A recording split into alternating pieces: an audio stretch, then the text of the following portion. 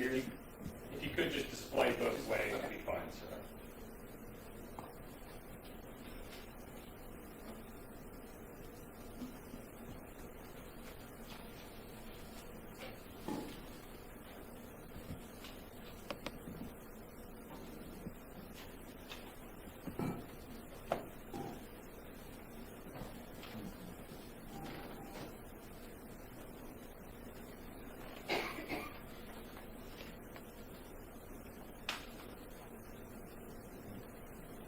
Thank you, Detective.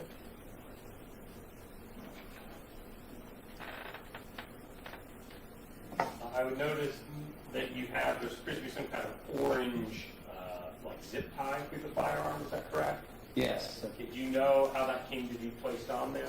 I do not. Okay, what's the purpose of that zip tie? Have you ever seen that before? Yes, sir. The zip tie is to ensure that the gun can't be cycled. So it prohibits the slide from fully functioning, or for me to, if there was a round in this and Your Honor would have a problem, it prevents that problem. This would be added by the lab or some other personnel to make the weapon safe. Yes, sir. If you could, you go ahead and place the handgun back in the bucket. We'll hold on to the magazine 1 second. Now, this firearm was found with the magazine in the handle or in the grip, is that correct? Yes, sir.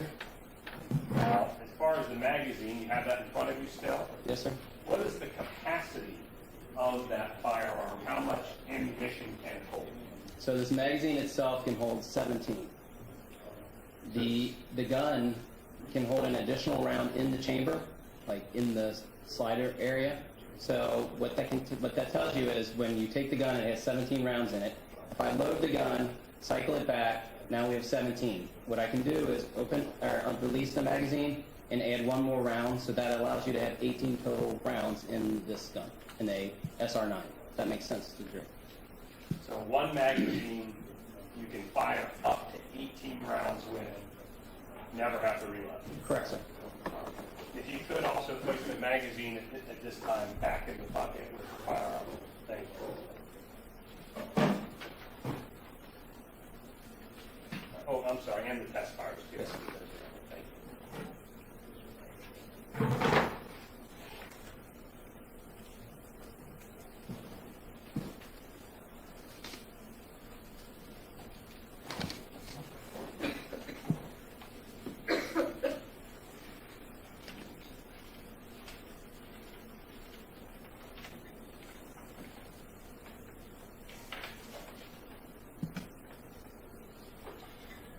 Detectives, part of this investigation, did you also assist other detectives in searching Mr. Singh's vehicle, this Infiniti G37 that was parked out front? Yes, sir. And did you photograph the search of that vehicle as it took place? Yes, sir. Permission to approach the witness, Your Honor. I'm going to show you what's been marked for identification as Stacy Exhibits 234 through 238.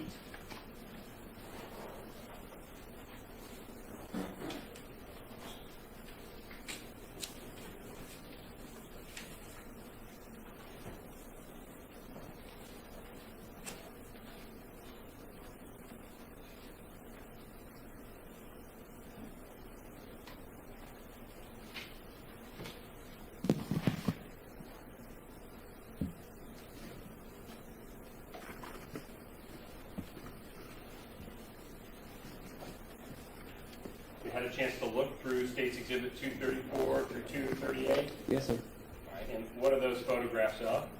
234 is the driver's side of the Infiniti that you spoke of.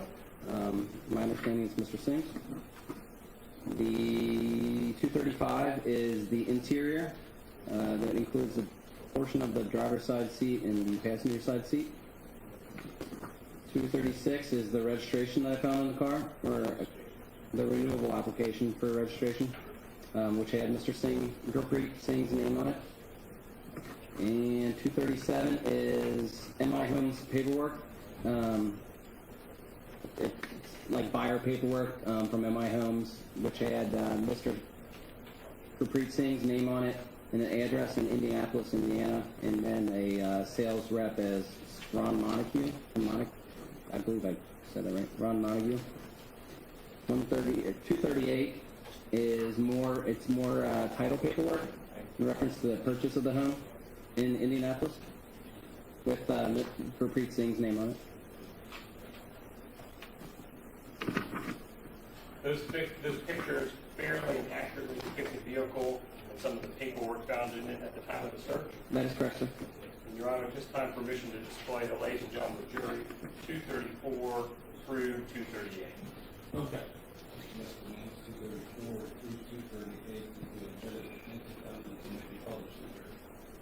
Displaying 234, you could describe to us what we're looking at.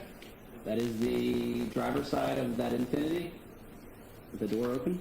I would notice that that vehicle appears to be not in the parking lot. Is that correct? That is correct. It is in the evidence bay of the Westchester Police Department, both the Infiniti, and then I executed a search warrant on an Odyssey that was driven primarily, my understanding was driven primarily by Shalinderjit. They were both parked in the in the evidence bay of the Westchester Police Department in a secured area. So 234 is what we believe to be the defendant's 235 or 237 defendant. Is that correct? That is correct. 235. That's what we're looking at here. That is the front interior portion of the same Infiniti. It has a portion of the driver's side you can see, and then clothing found in the passenger seat. And 236. 236 is the renewable application for registration for that Infiniti to Parmjit Singh. This is found. Actually, I'm sorry. Looking at it, I believe that might be the Odyssey. This was found inside the vehicle. Though? Yes, no, that was found inside that vehicle. Yes. Sorry, but I misspoke when I said it was for the Infiniti. Looking at it now, it's the 2006 Honda. And this was found, is it in the glove box or some other location, if you recall? I don't recall. I would imagine that's the glove box, but I can't specify it. 237. That's what we're looking at here. 237, I know where I found that. That was behind the driver's seat. On top there was a stack of paperwork, MI Homes paperwork. If you've ever bought in a home, you understand that you sign your name 10,000 times. It was that type of title paperwork, anything and everything from MI Homes in reference to a house at 8524 Hornady Drive in Indianapolis. In this particular paperwork, the information you just conveyed to us, you photographed this? I did, sir. Okay, and it's got the name of the defendant on it. I'll circle that, Parmjit Singh, is that correct? That is correct. And it's got this address of 8524 Hornady Drive in Indianapolis. Yes, sir. Underneath that, it says the closing date for this was actually June 20th, 2018. Is that also right? Yes, sir. So that would be almost 8 months prior to the homicide? Do my math here. 10 months. 10 months.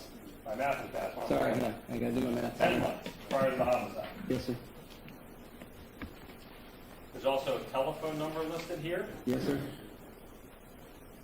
and perhaps the name of the folks that sold the home, Rob Montague, you, I guess, and Elizabeth Edwards. Is that correct? Yes, that's my understanding. And you said that this paperwork, as well as this, looks like title company paperwork in the back, was found inside the vehicle. Bless you. Yes, sir. Is that right? Yes, sir. Where specifically in the vehicle was this actually found? Directly behind, it was on the seat. So it's a two-door car, but it's on the rear passenger side, or rear driver's side. So directly behind where the driver would sit, it was stacked a packet of papers and maybe like large binders. It was found directly behind where the driver would sit, on the seat.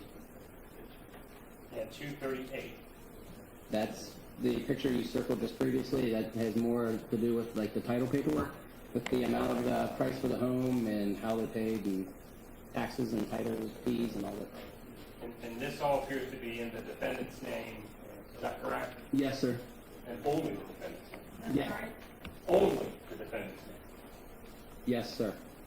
Now, you did this, as you mentioned, the secondary search for documents in the house. Is that correct? I did.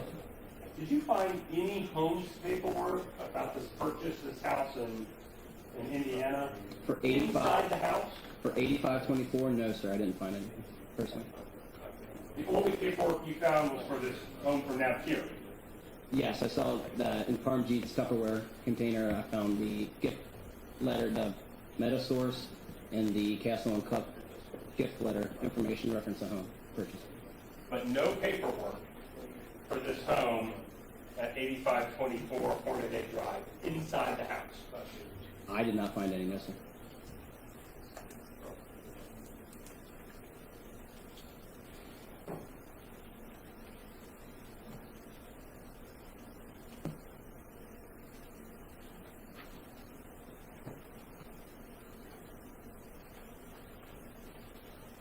Mr. Marshall's pointing out my sloppy use of the word house. Apartment. Yes, Mr. Singh's apartment, yes. 4562 Wyndtree, apartment 154. Thank you. Yes. Now, when this information was found for this potential purchase or house at 8524 Hornaday Drive, did you and other members of the Westchester Police Department endeavor to see if you could find that house and or get a search warrant for that house? Yes, sir. Okay, and did you in fact do that? Yes.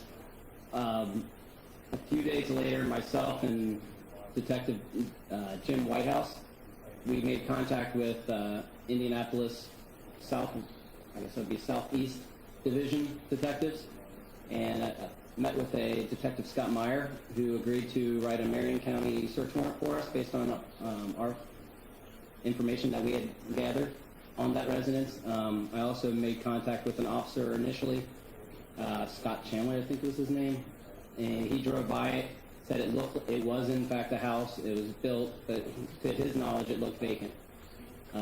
We did execute a search warrant with the detectives later on. Now, if you could, in the booklet I think in front of you, turn to the next page to 239 for me, Detective. Yes, sir. I believe 239 and 240, I believe, are two maps. Is that correct? 239 and 240, yes, sir, map, sir. Okay, and what are those maps of? One is a overhead of greater Indianapolis. The second is a overhead of the suburb, the housing complex of where 8524 Hornady Drive was. Do those two maps fairly and accurately depict the location of this 8524 Hornaday Drive? Yes, sir. And Your Honor, permission to display those two maps for the jury? Okay.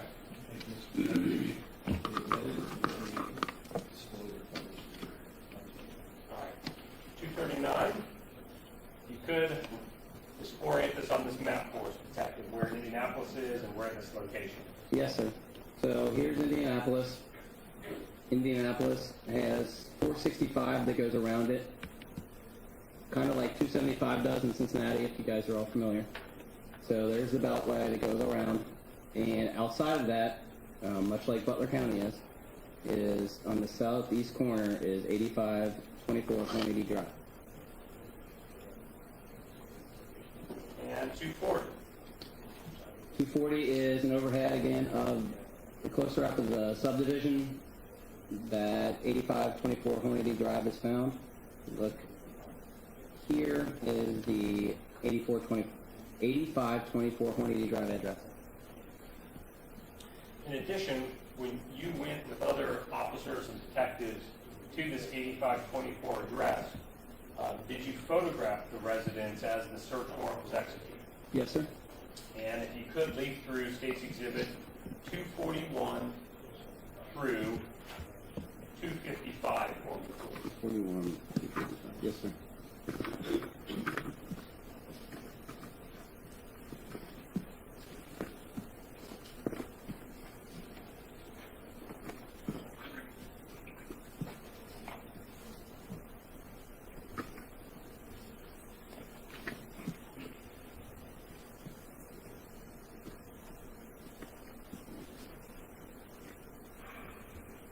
Yes, sir.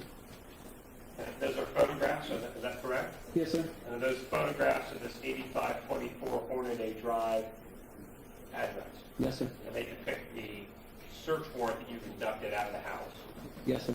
Fair and accurate pictures of that residence. Yes, sir. And Your Honor, at this time, permission to display, with Mr. Bernand's permission, those exhibits to the jury. No objection. Mr. Vance, 241 and 255 will be admitted and may be published. Displaying 241. Tell us what we're looking at here, sir. 241 is the front of the residence at 8524 Hornady Drive. 242.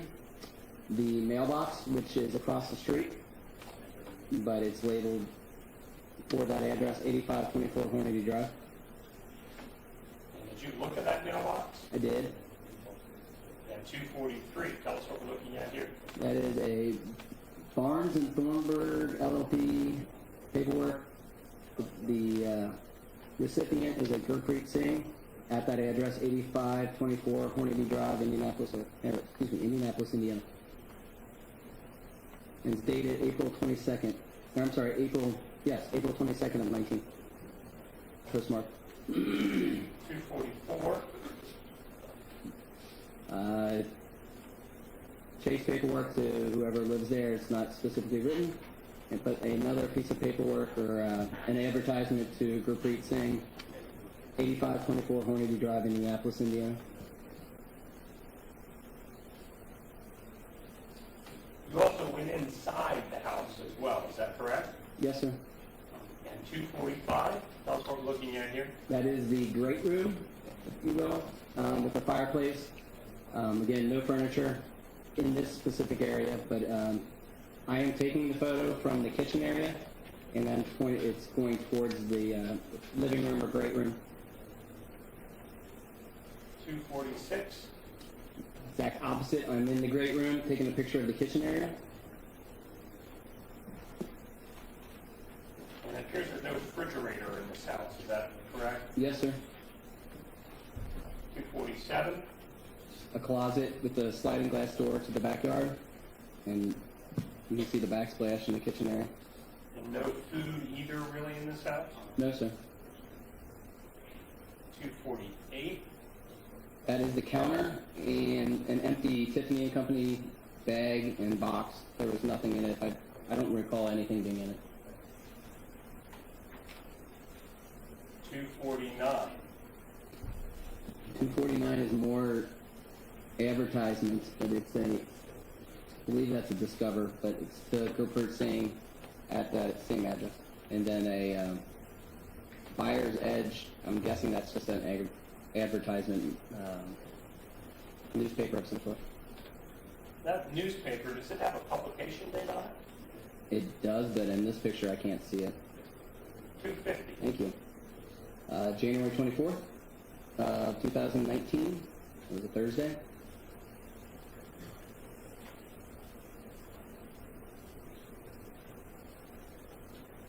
$251. Is one of the bedrooms. There were a couple bedrooms there that had the nightstands and some dressers, but no box spring, no mattress. 252. The same, sir. Furniture that wasn't complete. Sorry, 253. More of the same, sir. 254. A vacant room. Another bedroom, but vacant. And finally, 255. I believe that's another. It could be an office, it could be a bedroom, whatever you want to label it as. But it was a downstairs. I believe it was adjacent to the great room. It was right next to the great room, but Any of the memory rooms, serves me right. any of the rooms appear to be occupied at all? No, sir, not at all. Any clothing found in the residence? Not that I recall, no.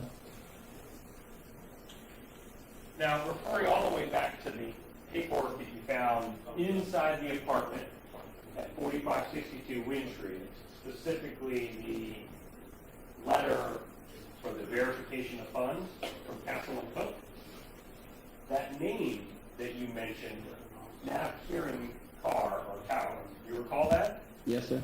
Did you or other officers attempt to locate her? Yes, sir. Were you able to do so? Yes, sir.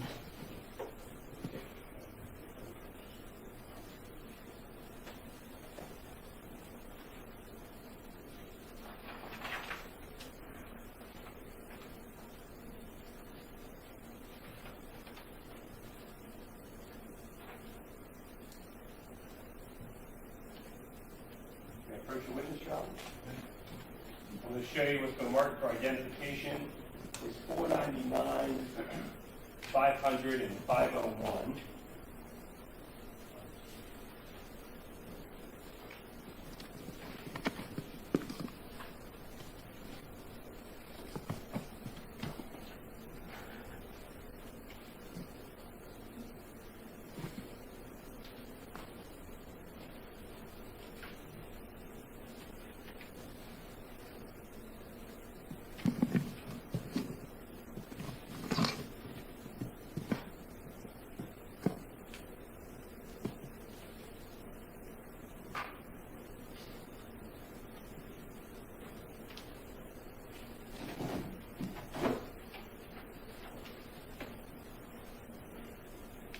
Let's start with 499 if we could, Detective. Do you recognize who is depicted in State's Exhibit 499? I do. And who is that?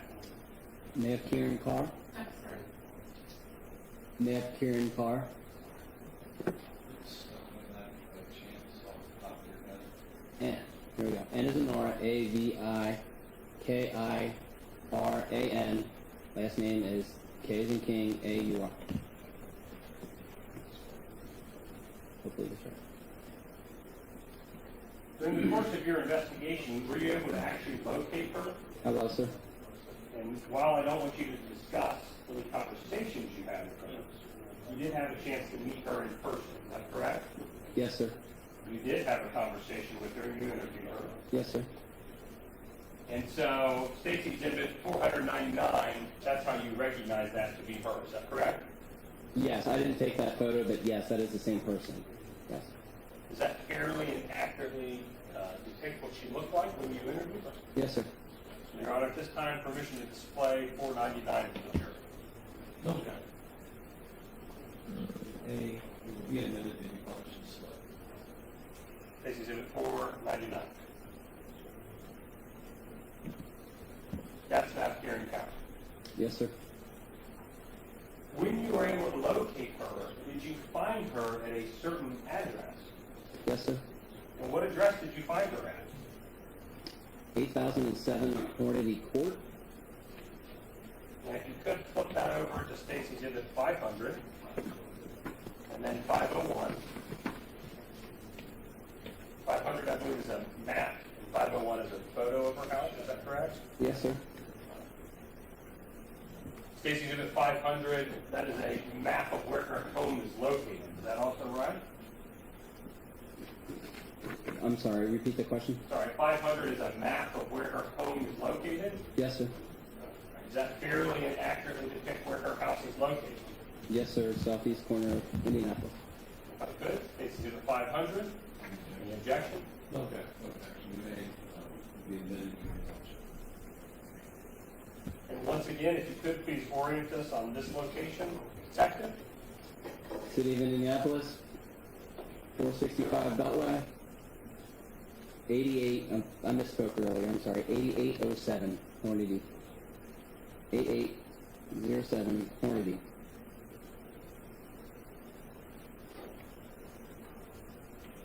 In addition, you got to see the outside of her house as well. Is that correct? I did. And specifically, State's Exhibit 501, what does that depict? The front of the residence, sir. Does that photograph fairly and accurately depict what her house looks like? Yes, sir.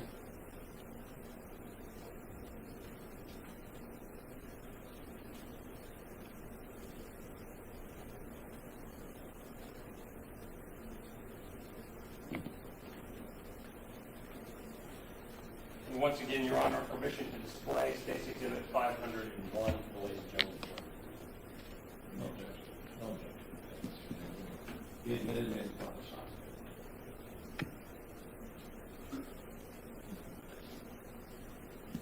Tell us what we're looking at here, please. That is the front of Miss Carr's residence, as when Detective Whitehouse and I met with her. Now, as far as this particular location, is it a location that is familiar to you?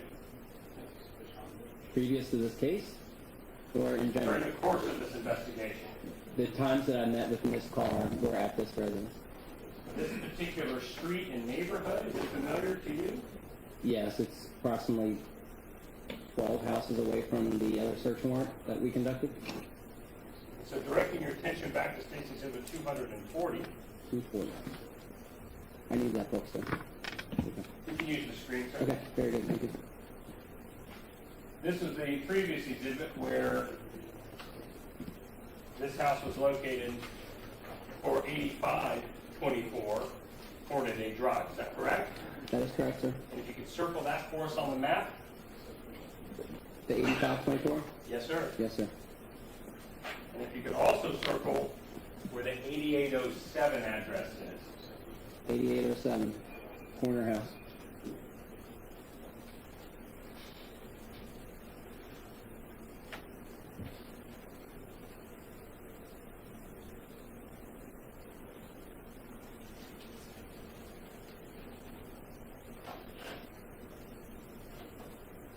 Have just a moment, please.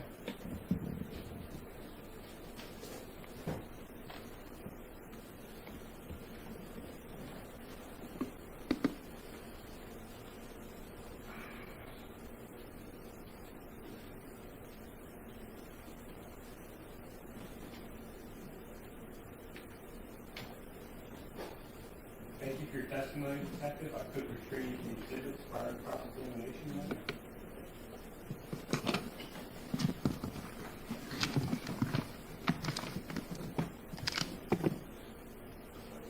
Thank you. Mr. Rand, before you conduct your cross-examination, I think it's probably the appropriate time to take our afternoon break. So we'll take about 15 minutes. Once again, ladies and gentlemen, do not discuss this case among yourselves. Do not permit anyone to discuss it with you or in your presence. It is your duty. Do not form or express an opinion on the case until the case is submitted to you. Please remember the admonition of the court that previously gave you for conduct. Take about 15 minutes, come back around to 47. All right. All right. Recess.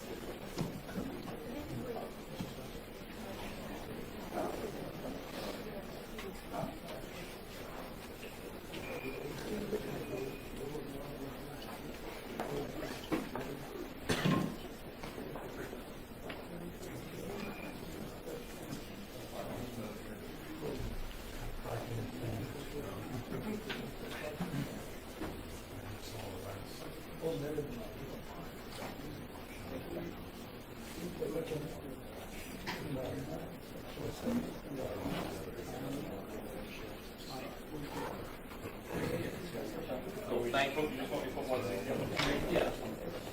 First.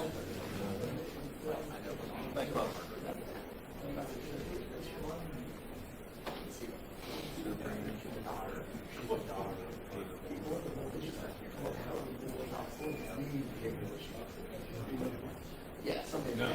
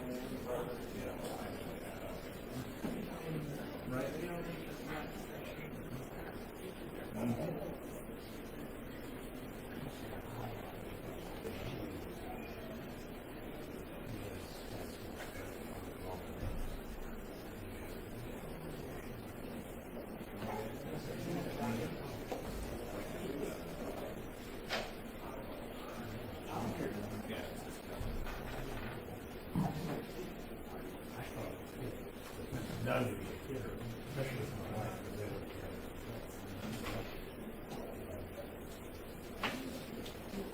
We know. I don't know. I thought you knew it was true. Yeah, right.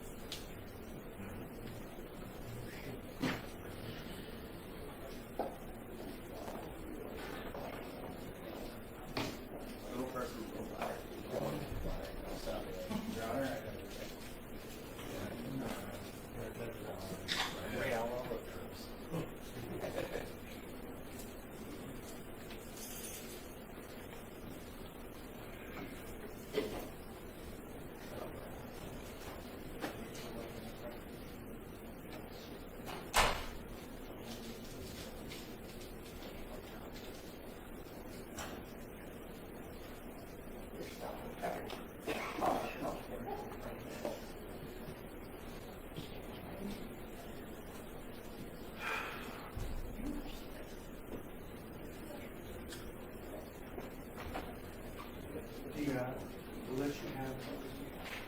Thank you. You got it. And the sheriff will try to remember and I'm to remind him.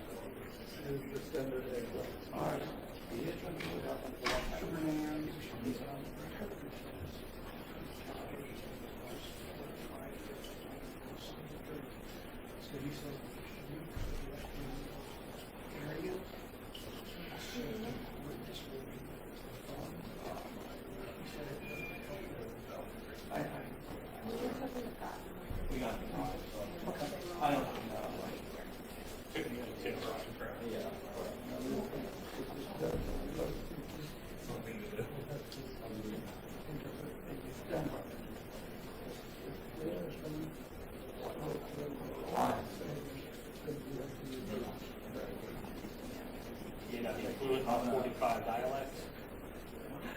Try to. I bet it's hard.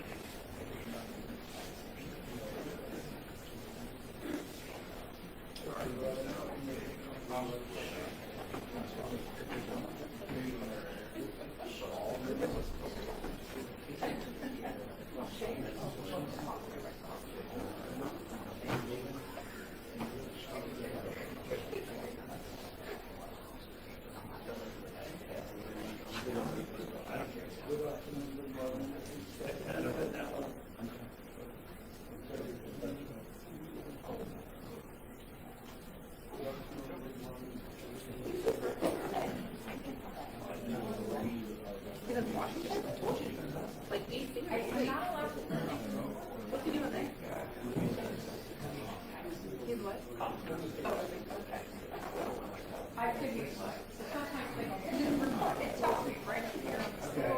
It just tells me right here. And sometimes I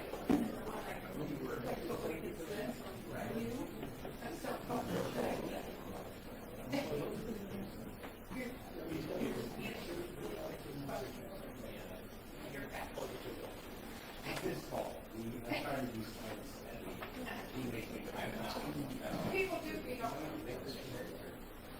That's why I tell people it's 7 feet. It doesn't matter, you can set it, when I go 300 Yeah. Who did?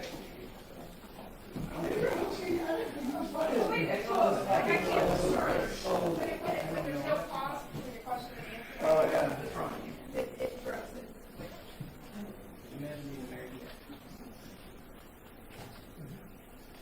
Oh, okay, so, all right, these are connected, so this feeds into here, it's supposed to, the dictionary. So every day I add a new word. And, but it's not feeding I'm into actually at your phone. That's why, for some reason, it's king. Yeah. It's cemetery on another case. There's been a job dictionary. So, but if you look here, it's flipping it here. No, what is it? The only thing is up there. Back, but. Yeah. I know, I didn't. Sometimes you get kind of like, I'll take it. That's okay. Next morning, it's great.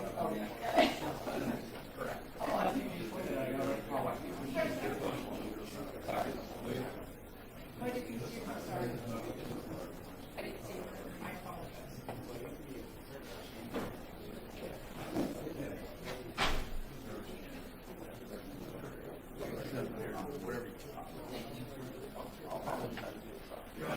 We're back in the record, cases of State of Ohio versus Hakikat Singh, Sierra 2019-07-1095. Mr. Marshall, Mr. Munich, Ms. Concan, Detective Fleck, Mr. Stewart, Mr. Fernandez, Mr. Rippers, Mr. Singh, our interpreters, Ms. Fitch, are outside the presence of the jury. It's my understanding that when Detective Berger approached the jury to show them the firearm in the magazine, the video feed in the courtroom followed him over towards the jury and showed all of the jurors in the live stream during the testimony. The jurors are not to be photographed, filmed at any time in regard to this. There had better not be any publication of Detective Berger in front of this jury on the news tonight, on any news channels. I know they're live streaming this, so every one of them in the back are listening to this. I just want to make it clear that at no time were any jurors to be filmed or photographed during the course or at the end of this trial.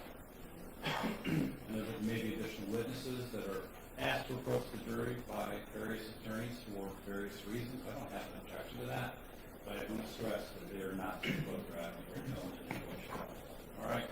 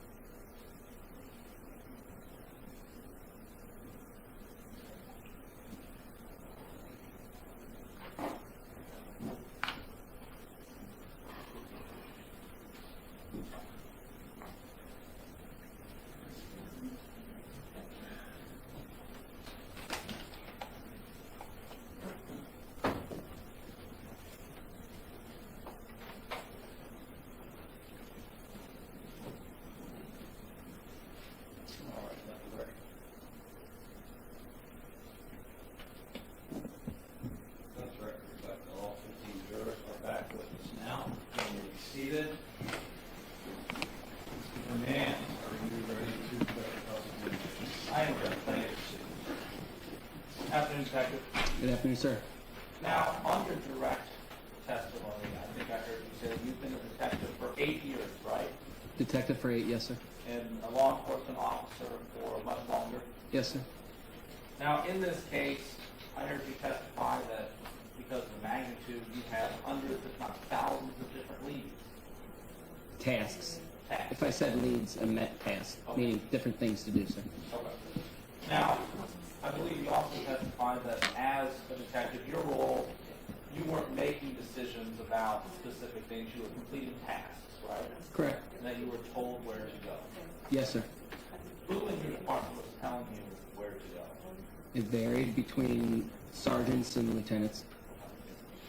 Now, as a detective, in your experience, we can agree that offering a report is a very frequent part of your job. Yes, sir. It's a very important part of your job. Yes, sir. Because as a detective or a law enforcement officer, you want to record or document exactly what you did in the case, correct? To the best of our ability, yes, sir. Now, to the best of your ability, you're taking in information or things that you did and putting it in a report in case the case goes to trial, right? Yes, sir. And that could be useful in case it takes 3 years for a case to go to trial, correct? Yes, sir. And these reports, you would agree, should be unbiased. Yes. They should be neutral. Yes. They should be objective. Yes. Because you would agree with me that perhaps a biased investigation could cause a well-meaning jury to have a wrongful conviction, correct? Yes. Now, during the course of your experience, when you are examining a crime scene, you put that in a report, right? Yes, sir. If you were to talk to a witness, you put that in a report. Depends on, yes, but if somebody else is documenting, if you're with another detective or something, they will, it depends, one of us will document the report. Now, when you talk to a potential suspect, you would document that in your report, right? Yes, sir. Because all of those things are relevant pieces of information, do you agree? Yes, sir. And in this report, or this case, you authored a report for this, correct? I did.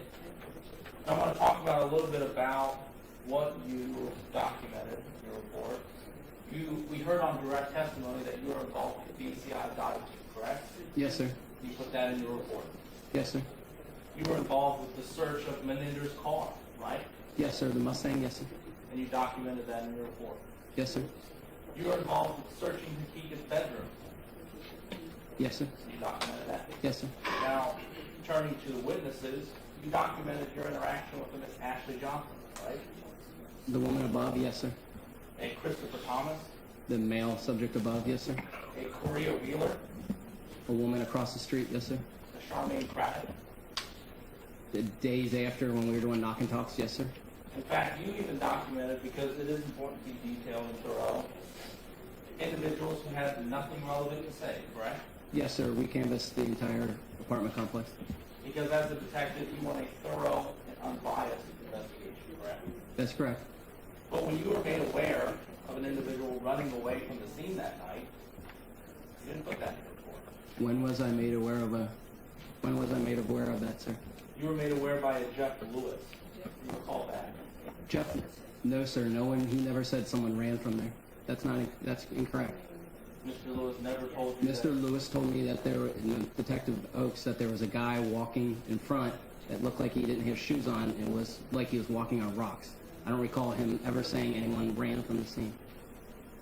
You do not recall an individual telling you that they observed a male figure running down the foyer or down the breezeway.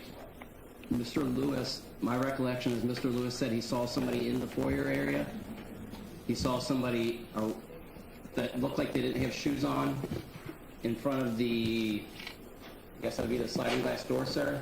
And Mr. Lewis said he saw a red, recollect, I remember. He said there was a subject, it looked like it was wearing red, and like all he could see was red inside the apartment, like a red shirt. But he didn't go into too much description. He couldn't tell you what they looked like other than a figure. You don't recall being told that he observed an individual running away from the scene? I don't recall that. If that happened, I don't recall. It was 3.5 years ago, but I would think I would remember that, and I don't. And in fact, you don't put your interaction with Jeff Lewis in your report at all, correct? Detective Oaks handled that, sir. Okay. But I'm speaking You were present for the interview, right? I was. You asked some questions. Yes. And your interaction with Mr. Lewis is not in your report. It was handled by Detective Oak, sir.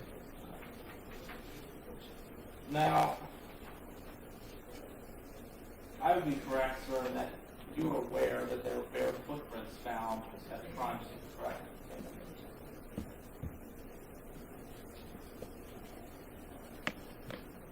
Barefoot or like sock impressions, sir? Are you aware that there were bare footprints found at the scene? Barefoot prints? No, sir. No. But Mr. Lewis did inform you that he observed an individual who appeared to be barefoot. He said what he guessed to be would be someone without shoes on, whether it be with socks on, without socks on, that his description was what he was walking as if like he was walking on rocks, so it was hurting his feet. Because of the way he was running, right? He never said he was running, sir. Well, I want to talk about your investigation of what you were aware of about that man on the patio. You recall that? Are we still speaking about Mr. Lewis's comments? Yes. Okay, go on, I'm sorry. Do you recall being made aware of an individual on the patio? Someone in front of the sliding glass doors, whether he's on the bay window or he's on the rocks. That's what I recall. And I would be correct, sir, that after being made aware of this individual, you never went to the patio to dust for any fingerprints, correct? No, sir. You never went to dust the patio door for any fingerprints. No, sir. You never went to the vinyl siding to dust for any fingerprints. No, sir. Turning to the buccal swabs, you're aware that some buccal swabs were taken at the scene that night, correct? That's not my assignment, sir. I can't.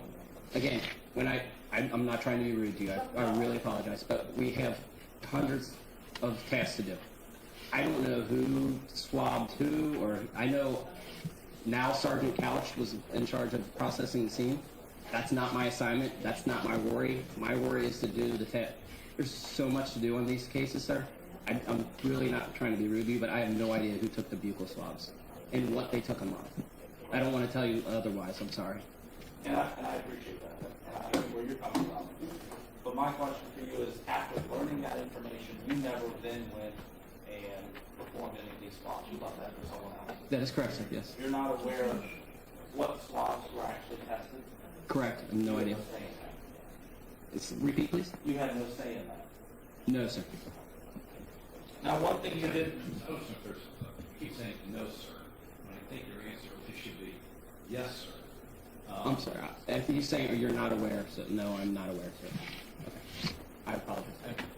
I understood and I appreciate the clarification. Thank you, guys. Now, as a part of your duties in this case, you also talked about your search of Reed's truck, correct? Truck meeting that Peter built? Yes. Yes. His semi-truck? Yes. And this search took place in, and I know you said the hours kind of bleed together, late on the 28th into the early morning hours of the 29th, right? Yes, sir. And you responded to Reed's truck because you wanted to search for any possible evidence, right? That is correct. As I believe you said on direct, you were looking for possible information to see why that the shooting occurred. Correct. And you responded to Sugar Creek Packing with, I think, Sergeant or Detective Ben, right? Yes, sir. And during this search, you did locate the police truck in the southwest corner of Sugar Creek. Yes, sir. And for the record, until I get this right, your Creek semi-truck had a license plate of PPN 2154. I would assume so, yes, sir. But I don't know it off the top of my head. But I can't tell you off the top of my head what it exactly was. Would you have any reason to doubt that? I would not say no to that. And that truck had a trailer attached to it, correct? And that trailer also, so I get this right, is TRH 2726. If you know that. I don't know, but I would assume so, but I don't know, sir. Would you have any reason to doubt it? No, sir. Okay. Would you like to see a copy of your report, or are you okay? No, that's the license plate. That's Sure. true. Now, during your search, I'd be correct in stating that you and Detective Beck took pictures, right? Yes, sir. Because you wanted to document exactly what you observed. Yes, sir. And you would recognize copies of those pictures? Yes, sir. Your Honor, at this time, if I could have my colleague, Mr. Schuler, hand what was previously marked as Defense Exhibit 10S, 10T, and 10U. I did provide notice to closing counsel as well. 10S, 10T, And 10U. 10U.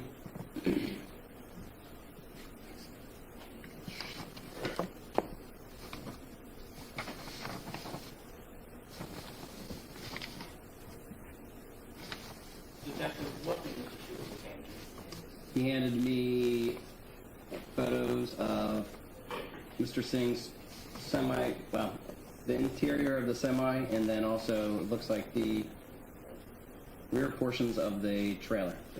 Are these fair and accurate copies of what you observed and took pictures of during your search? Absolutely, yes, sir. Have they been altered in any way? No, sir.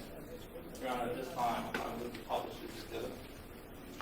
No objection, Your Honor. They may, it will be admitted and may be published in the jury.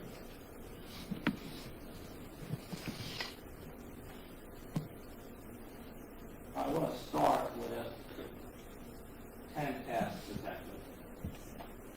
What are we looking at in this picture? That would be the rear driver's side of the trailer itself. And you're aware that during the course of your search, the brake lights were removed, correct? Yes, sir, appeared to be. Now switching to 10T. Can you tell members of the jury what we're looking at there? The middle portion of the trailer, in which has two lights removed, which I assume will be the backing lights. And we know this to be the trailer because of the license plate, correct? Yes, sir. And finally, if you could move on to the third picture, 10U. This is the bag of parts that you found in this truck, correct? Yes, sir. I believe you testified that it was on the passenger side. Yes, sir. These items were not seized, correct? No, sir. Now I want to talk about what you found in the breach truck that night. You found these parts in this light, correct? Yes, sir. You found some receipts for the Pennsylvania Turnpike, I believe. Yes, sir. And what you didn't find, though, however, was any weapon of any kind, correct? That is correct, yes, sir. Did not find any metal shavings. I did not find any metal shavings. Did not find the serial number to the Ruger. I did not. Did not find a black Sharpie. I did not find a black Sharpie, sir. Now, another aspect of your investigation was your involvement with the BCI dive team, correct? Yes, sir. This was a search that took place almost 2 days after, about 40 hours after responders first got there. The gun was located shortly before noon on the 30th. And we can agree, Detective, that this weapon was an important piece of evidence for you and your department, correct? Yes, sir. Because there was one weapon used to kill all 4 people, right? That's not my job, sir. I don't know. You're unaware of that? I am aware that we located the gun. I'm aware that we believe the ballistics are the same, but as far as who's gonna, I can't even tell you who was the one that certified that. Well, we can agree that as a detective, you took evidentiary custody of that weapon, correct? Yes, sir. You had a photograph, Yes, sir. and as a detective, you would want to obtain all information or evidence possible off of that gun because it's important. Yes, sir. It was so important that I believe you testified on direct that it was almost immediately driven up to BCI, right? Yes, sir. Now I want to talk about what pieces of evidence or information were found. You observed the serial number to be drilled on, right? Yes, sir. You observed black, scribbled, presumably Sharpie, all over that weapon. That'd be accurate. Yes, sir. Were you aware that Hakikat Pannag's blood and DNA was found on the barrel? It's not. You were not aware of that? It's not my job. No, sir. Well, I want to talk about what you are aware of, and that's the drilled off serial number. You previously testified that it looked like someone had taken a drill bit to that weapon, correct? Yes, sir. It may seem like a silly question, but the serial number can't be wiped off or blotched off, correct? I don't believe so. No. It has to be a conscious decision to remove that serial number. Yes, sir. Because most serial numbers are metal etched into the side of the weapon. That is accurate. Yes, sir. Here was a silver plate, correct? That's what my understanding is. Yes, sir.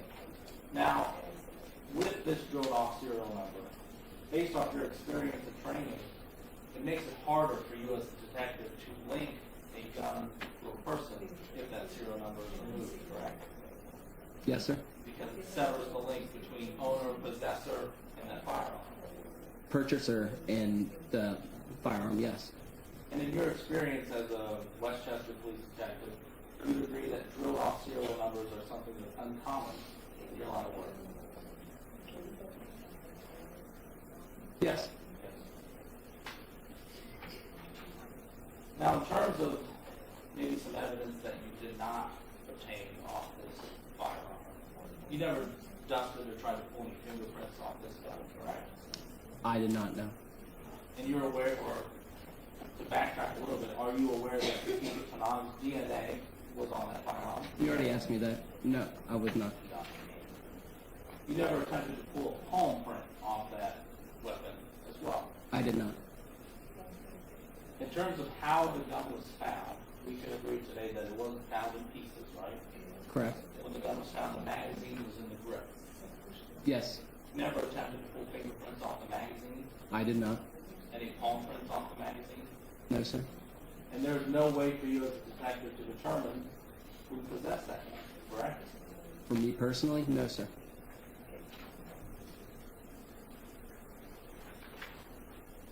Now I want to kind of shift gears here to some searches that you conducted over the course of your work on this case. You already testified that you were involved with the search of Meninder's car, correct? Yes, with Detective now Sergeant Couch. And I didn't get interrupt you, so I'm sorry. And this was a 2011 Ford Mustang found at 8173 Autumnwood Lane, correct? Yes, sir.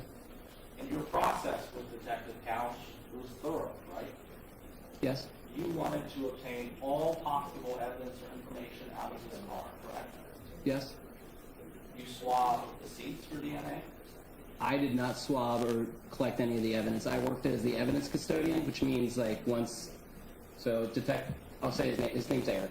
So once Eric finds property, he gives it to me, I catalog it and log it and put it on the inventory sheet. So Eric was the actual searcher. I did not search. I stayed back and I acted as the evidence custodian, if that makes sense to you. Sure.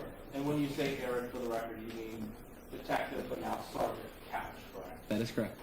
But as the evidence kind of custodian, you were present when all this was being done, correct? Yes, sir. You observed Sergeant Couch swab the seats. Yes. You observed him swab the steering wheel.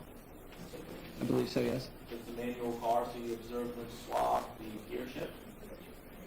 I believe so, yes. All three pedals in that car. I don't know if he swabbed the pedals. He would have to testify to that. I don't recall that portion of it, but him taking swabs would not be uncommon. Are you aware that he was so thorough he was swore there was swab? No. Now, in total, based off your observation, 15 swabs were taken from that car, correct? I can't testify to how many. I don't recall it. Again, it's 3.5 years ago. If I could look at the inventory sheet and see my signature next to something, I could say yes. But you could say 15, you could say 1, and sorry. Are you aware that only 2 of those 15 swabs were tested? I was not, sir. Are you in charge any way of determining what gets tested? I am not. That's someone else's call. Yes, sir.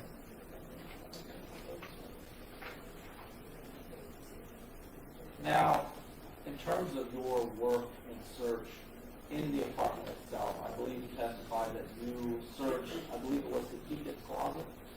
In 154, yes, I searched a Hakikat's room, sir, yes, including the closet. And we looked at 2 exhibits in the Hakikat's closet, a State's Exhibit 153 and a 155. Do you remember that? Yeah, I recall those numbers, but I don't know what specific pictures those are. Yes, sir. Those were the documents pertaining to the kids. Yes, the Castle and Cook and Metasource. Now, this exhibit states that it had Capri's name on it, right? It did. Had Matt Kaur's name on it as well. It did. But you would agree, Detective, that this exhibit wasn't found in Capri's room, right? I'd agree to that. It was found in Hakikat's room. Yes, sir. And you know Hakikat to be the father of Shalinderjit, right? Yes, sir. Now, as a detective, we can agree that details are very important in your line of work, correct? Yes, sir. And we can agree that as the person who found that piece of information, you looked it over, you observed it, right? Yes, sir. So you would agree with me, sir, that that document is actually dated January of 2019. Are you aware of that? I'd have to look at it, sir, but Would you like to look at it? I would, if you don't mind.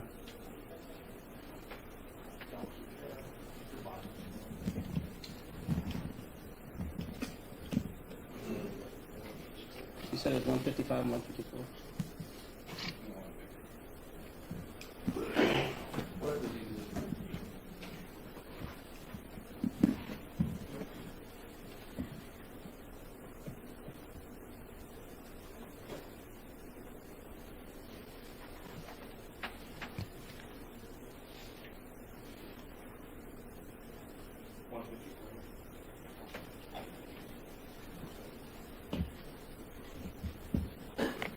May I approach that?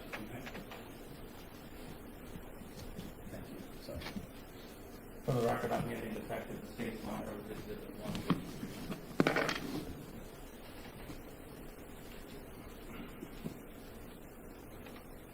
Did you have a chance to review it? I did, sir. Now those documents are dated in January of 2019, correct? That is correct, yes. Now, if you're aware, there were no calls to service to apartment 154 prior to April 28, 2019, correct? Not that I'm aware. There were no calls in January? Not that I'm... Sorry, I'm getting attacked right now. Not that I'm aware. No reports of violence in February? No, sir. No calls in March? Not that I am aware. Now, another thing that you testified about was the search of Caprice Infinity. Do you recall that on direct? Yes, sir. And on this direct testimony, you talked about some M.I. Holmes paperwork found in the back seat of Caprice's car, right? Yes, sir. Now, when you talked about it, you talked about the location of that being on the back seat, right? Yes, behind the driver. This documentation wasn't stuffed in the pouch or the sleeve behind the driver's seat, right? No, sir. It wasn't hidden away in a bag. No, sir. It wasn't hidden away in a folder. No, sir. It was right out in plain view, correct? That would be correct. And I believe that this documentation had a closing date of June 20th, 2018. Do you recall that? That sounds about right, yes, sir. And kind of a similar question to what we walked through with the gift documentation. It's almost 10 months before this incident occurred, right? Yes, sir. And you have no idea sitting here today what Hakikat or Parmjit, Amarjit, or Shalinderjit knew about any of this, correct? Outside of the property that Parmjit had with the gift stuff on it, but nothing as far as 8524, no, sir. I have no knowledge of them knowing it.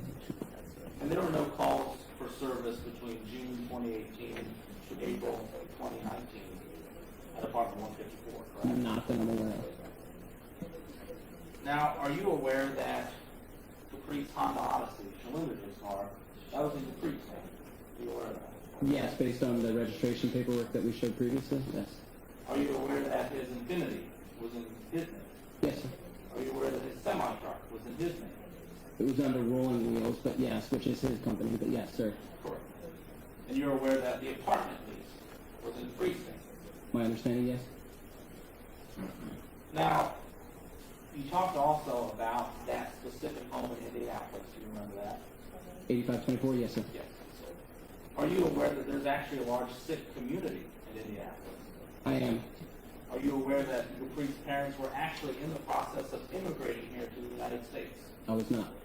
Are you aware that Nav Karan's brother, one of Caprice's friends, actually also lived on that same street? He didn't live on that street, he lived on Blue Marlin, which is behind it, but in that subdivision, yes, sir.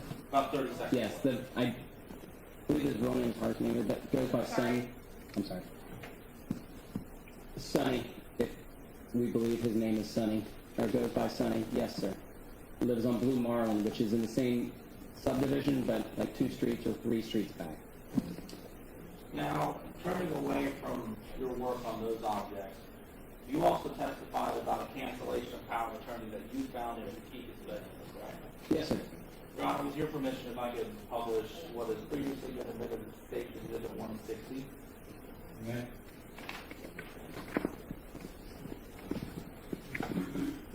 Now, you talked about this piece of evidence that you found, but you didn't really talk about too much of the content, so I will walk you through exactly what you found. On this document, it is notarized with the stamp and seal of the state of Ohio, correct? Yes, sir. And in fact, you even went to First Financial Bank on June 4th, 2019 to verify with Ryan Stouffer this document's authenticity. That is correct. This document is signed by Hakikat Pannag. Yes, sir. This document is dated April 24th, 2019, correct? Yes, sir. And this is signed under oath, correct? Yes, sir. Under penalty of perjury as it's notarized, right? Yes, sir. Now, in the context of this document, we can agree that Hakikat lays out exactly why he wants to cancel his power of attorney, correct? Yes. And as Hakikat puts, and I'm going to try and style this, starting right there, he is canceling his power of attorney because Kuldeep Singh Khan and Shabaz Nagra are threatening Josh Nadeep Singh his power of attorney, correct? That's what it says there. Yes, sir. That Josh Nadeep does not want anything more to do with this case because of Shabaz and Kuldeep's threats, right?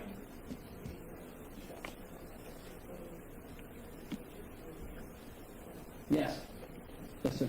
And you know, and this document lays out exactly that Shabaz and Kuldeep are the opposing parties in Hakikat's land deal.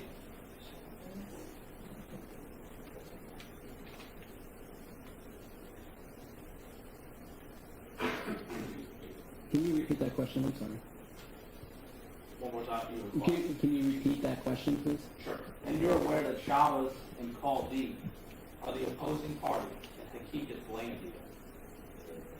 I don't know that I have heard about Kuldeep being in the land deal, yes, but I don't know of the other gentleman. Like, I didn't do anything other than word of mouth that there was a land dispute, yes, sir.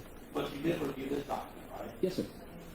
In the last sentence of the first paragraph, reads Shabaz Singh and Kuldeep Singh is my anti-party in the court case, correct?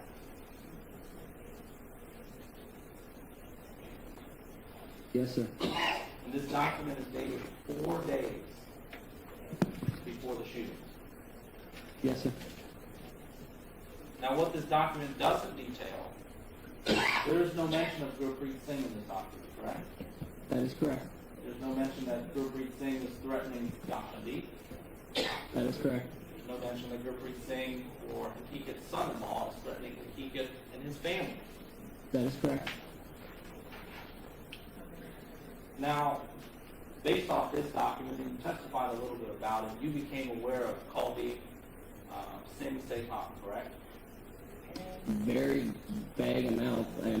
I'm understanding that it's his uncle, I believe, Okay. but I don't know much into it. Again, task-oriented. That was not my task, so you focus on what was asked of you. Sure. And presumably you did not get a chance to research family litigation. Correct. So you would have no actual evidence that he is Gurpreet's actual uncle. That is, yes, that is very accurate. Now, were you aware during the course of your investigation that Kuldeep was wanted by the FBI?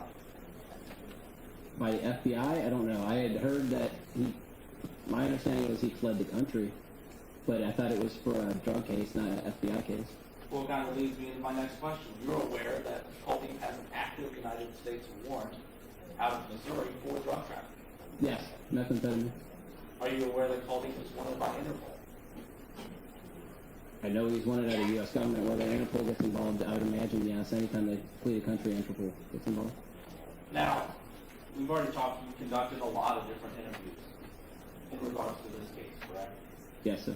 But you were never able to interview Kuldeep, right? That is true, yes. You were never able to determine his whereabouts on the night of the 28th, right? Me personally, no, sir. Now, another name that is mentioned in this power of attorney is Shaba Singh Nagra, or in this document, Shaba Singh. Are you aware of this person? I'm aware of his name on here. I'm not aware of what connection he has with the family or anything. And that is one of Kuldeep's business partners. I would assume so when they say it in there with the anti-party. So I would assume so, yes, sir. Are you aware that he frequents the Cincinnati and Cleveland area? I am not. Did you ever follow up on information that Mr. Nagra could be in Westchester shortly after this happened? I did not. You were never able to determine his whereabouts in and around April 28, 2019, correct? I did not. Go back a moment.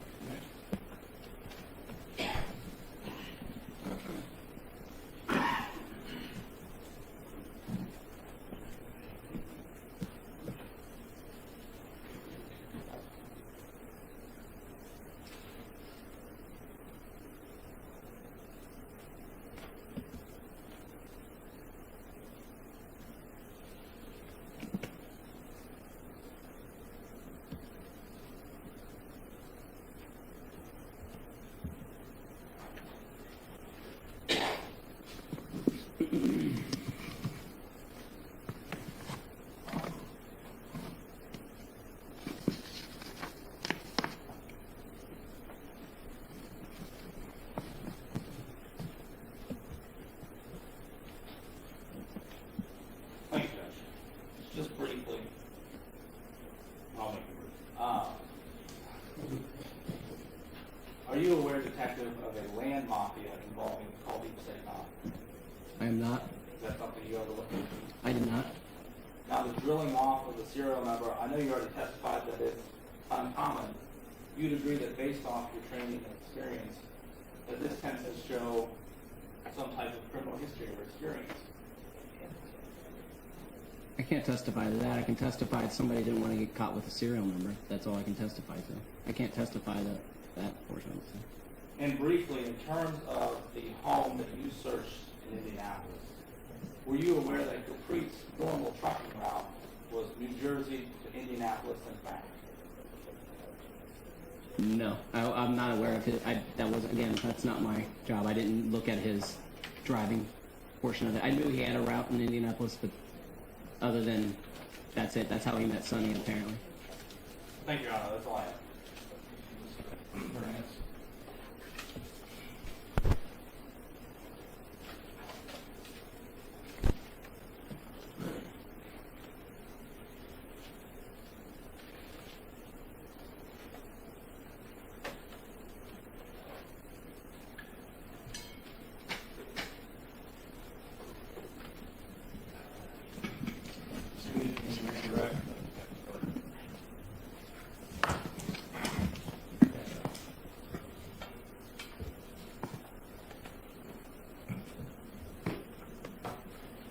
Detective, are you aware that this defendant had contact by telephone with Colby Secon for 30 minutes a day that POA cancellation was canceled?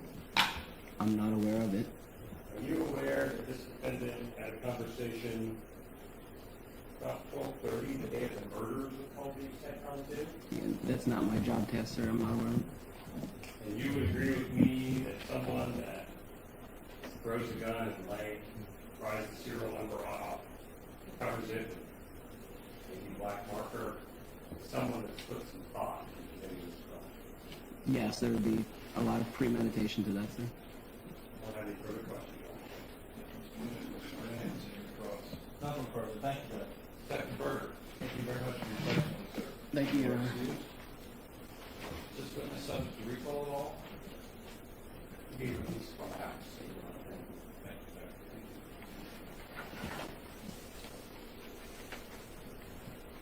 Do you have another witness?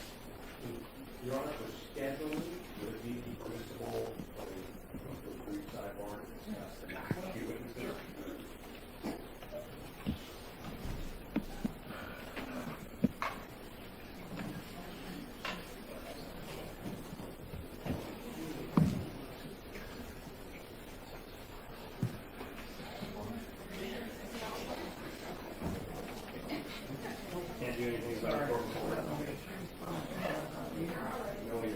I see and I forgot.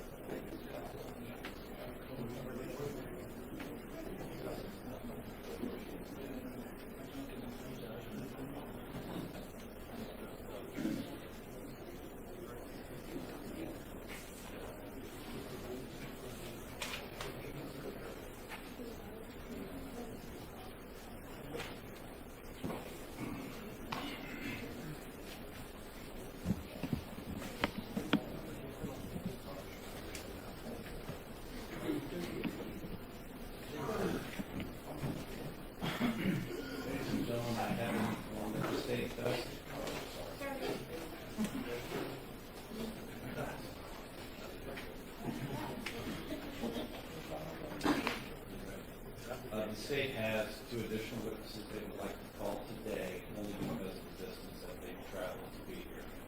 And I've been informed that it may take another hour to an hour and a half, so we would maybe be done by about 5 o'clock. Is everyone okay with that? Pushing forward today and trying to get these two witnesses on and finished. Most head shakes are possible. Yeah. So, with that, Mr. Meehan. At this time, to take calls, Mr. Chairman.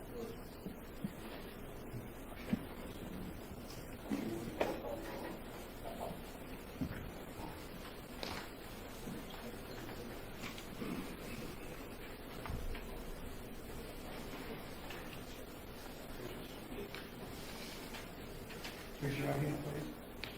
You solemnly swear to tell the truth, the whole truth, and nothing but the truth, so help you God. Okay, so you're going to keep your voice up because the interpreters have to hear you and she does, okay? Second, Mr. Wilson, we're sit down, do a little housekeeping here, and then we can clear. Sorry.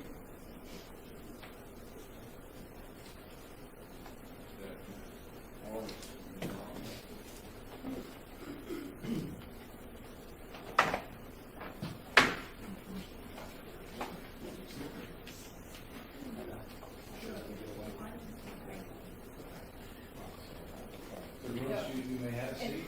There's interpreters back there. Oh, okay.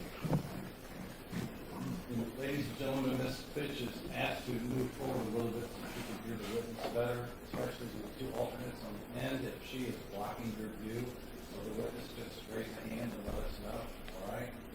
Mr. Lewis, there are film cameras in the courtroom. videotaping these proceedings. I don't believe there are any still cameras. I do object to you being photographed or filmed during the period of time that you are done. No. And I need you to keep your voice up as loud as you can. Mr. Marshall, the prosecutors will be asking you questions. I need you to respond by as if you're yelling at him so that he can hear you, our interpreters can hear you, and our ladies and gentlemen of the jury. All right, sir? Yes, sir. Yes, sir. It was a great comforting. There's a microphone in front of you. All it does is record. It doesn't really amplify. So as best you can, Mr. Lewis, keep your voice. All right, sir. Thank you. Mr. Marshall. Thank you, Your Honor. I apologize, just one moment. And Mr. Lewis, at any time you need water or something during your testimony, just let us know.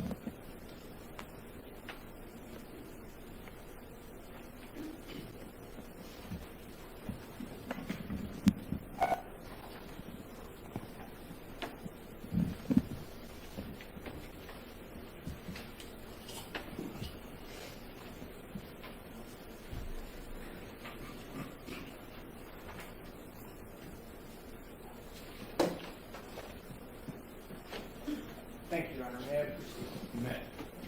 Good afternoon, sir. Good afternoon.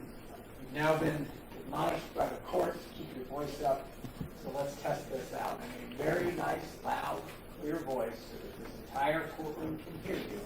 Can you please say your name and spell your last name for the court report?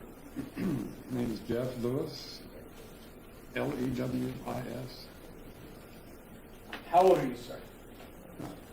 58. Where do you currently live? I currently live in Chesapeake, Ohio. Where is that? It is a southern tip of Ohio, across from Huntington, West Virginia. I want to direct your attention, though, back to April 28th of 2019. Do you remember that time period? Yes, sir. Where were you living at that time? It's 4512 Wyndtree Drive, apartment 256, Winchester. Is that here in Westchester, Ohio? Westchester, yes. Also in Butler County? Yes. I'm going to ask you right now to just try to project your voice back to me, okay? Did you live there alone or with anyone else? No, I live with my wife, and at the time my son was living with us as well. And for how long did you live at that apartment in Wyndtree or on Wyndtree Drive here in Westchester? A total of 2.5 years, I think. Yeah, 2.5 years. And why was it that you were living at that apartment at that time? Were you working here in the area? Yes, I worked in Mason. What is it that you did for a living back then? The printed circuit board designer, working for L3 Harris. For what? L3 Harris. What do they do? It was space equipment. Okay. Are you an engineer? I work in engineering, yes. Okay. And so you work for a company that designs products to go into space? Yes. On April 28th of 2019, were you at your apartment at 4512 Wyndtree, unit number 356? We had visited Chesapeake earlier that weekend, and we drove up, and we were home probably around 6 o'clock that evening. You arrived home at 6 p.m.? Roughly. And you said that you lived at that apartment for a total of about 2.5 years? Yes. So you were familiar with the apartment complex, the neighborhood, so to speak? Yes.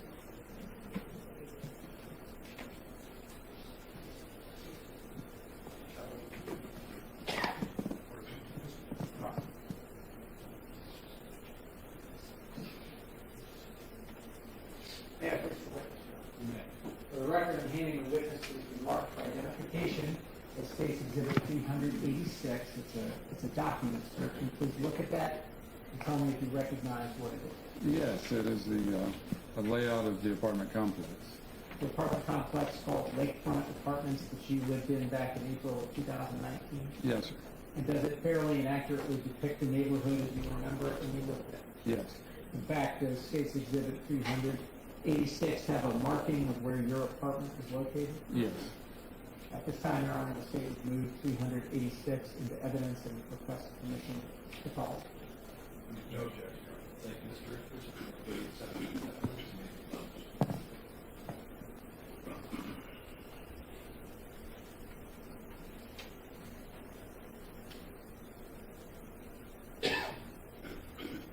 All right, Mr. Lewis, if you could, just explain to the jury what we're looking at here in State's Exhibit 386. We're looking at the apartment complex, the overall layout with an arrow pointing to where my apartment was. Now, my understanding of this apartment complex was that each individual building had, I guess, a breezeway running down the middle on the lower level, and then 2 units on each lower level side. Is that correct? With some variation. Yes. Okay. Specifically, your building, 4512, what was that building like? As you described, And did you live on the lower level or the top level? the lower level. All right. And did your apartment face, I suppose, the parking lot or Wyndtree Drive, or did it face the pond that we see behind 4512? It faced the pond. So you were facing back out. I'm taking a little mark there with my fingernail. Do you see that? Yes. Okay. And then, just to further clarify, was your apartment on the left side of 4512 facing the pond, or on the right side of 4512 facing the pond? Well, we were on the, if you're facing the pond.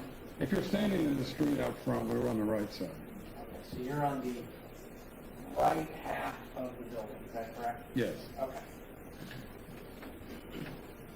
When you got home at about 6 o'clock that night, did you stay in for the rest of the evening? Yes, I believe we did. And maybe jumping ahead a little bit, sometime around 9 o'clock, what were you doing, if you remember? I was sitting watching TV. All right. Were you sitting alone watching television, or with anyone else? And then my wife, she went to bed at 9:05.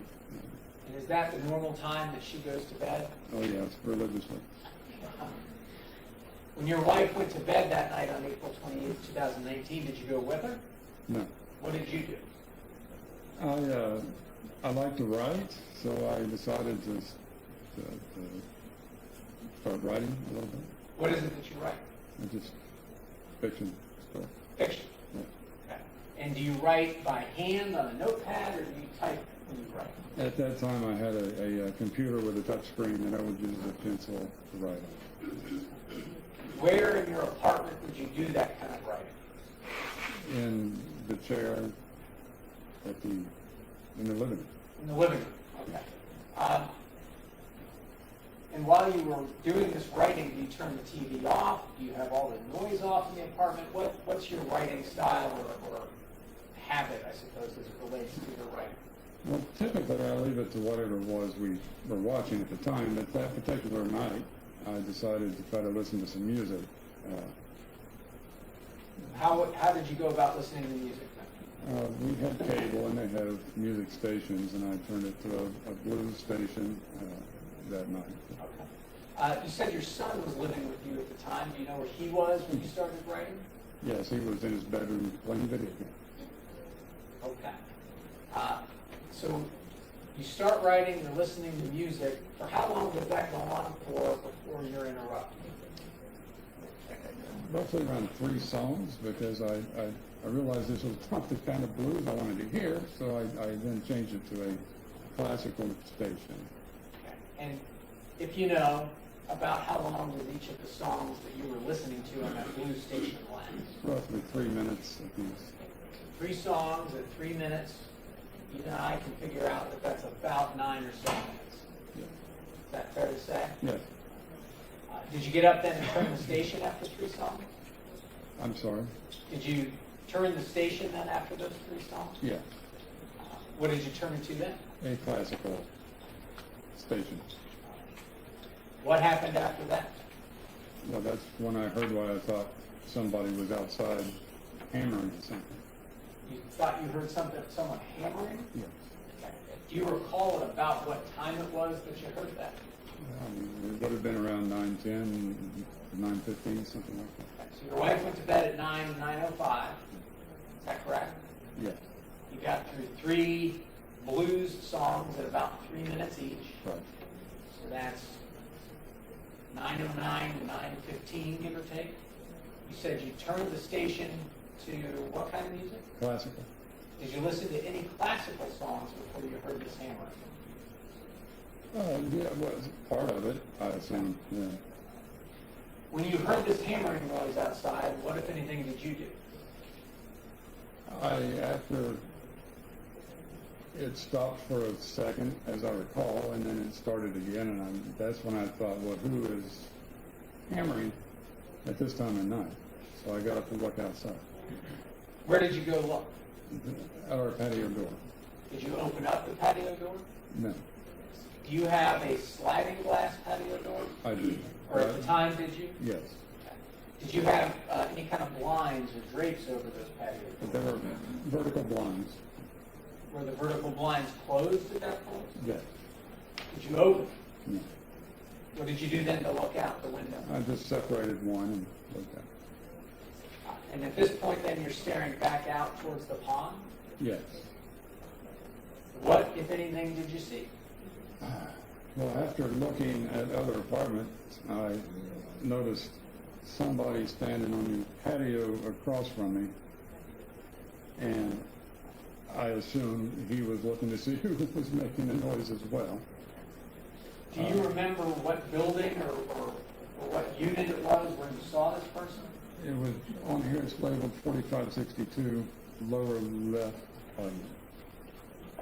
Can you use, I don't know if that's still up there, the stylus to circle on the screen where you're referring to? Well, not very accurate. Here, I'll clear it, and you can try one more time. Okay, we'll get it.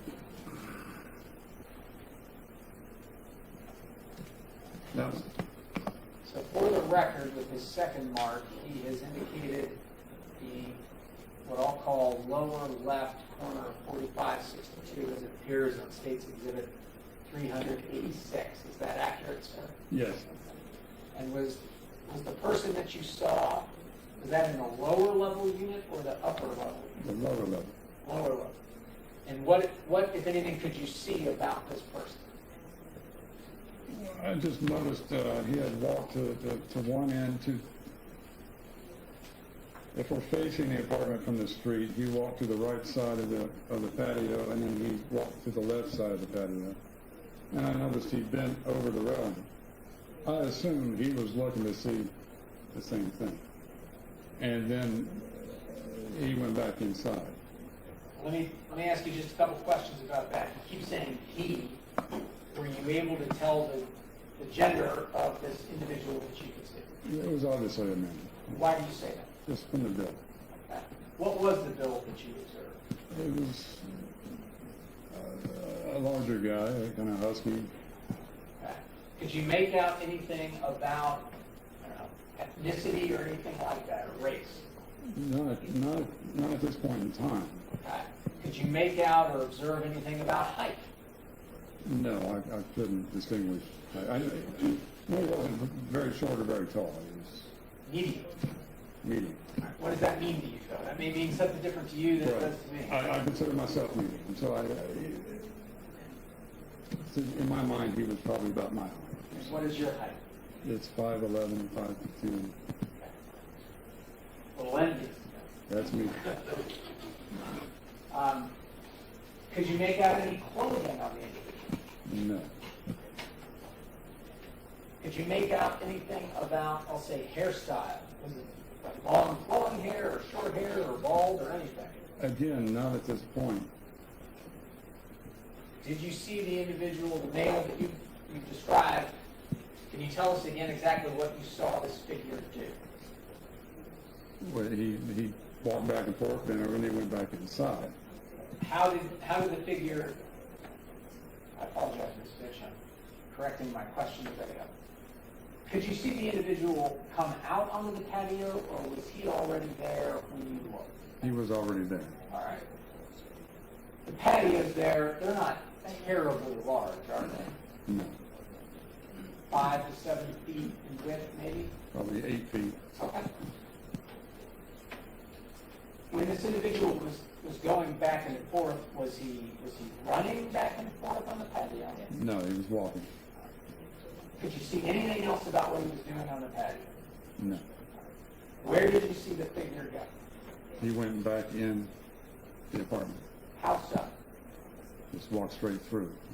Through the what would be the sliding glass door of the Yes. patio? Yes. All right. Could you then see if the blinds, similar to your unit, were open or closed? They were closed. They were closed? So you couldn't see inside the unit anymore? No. I mean, I could see strips of light through it. That was it. Did you keep watching? I did. Why did you keep watching? Well, when I saw him go back in, I thought, well, he's not the one making the noise, so I was still looking. And then a few seconds later, he comes back out.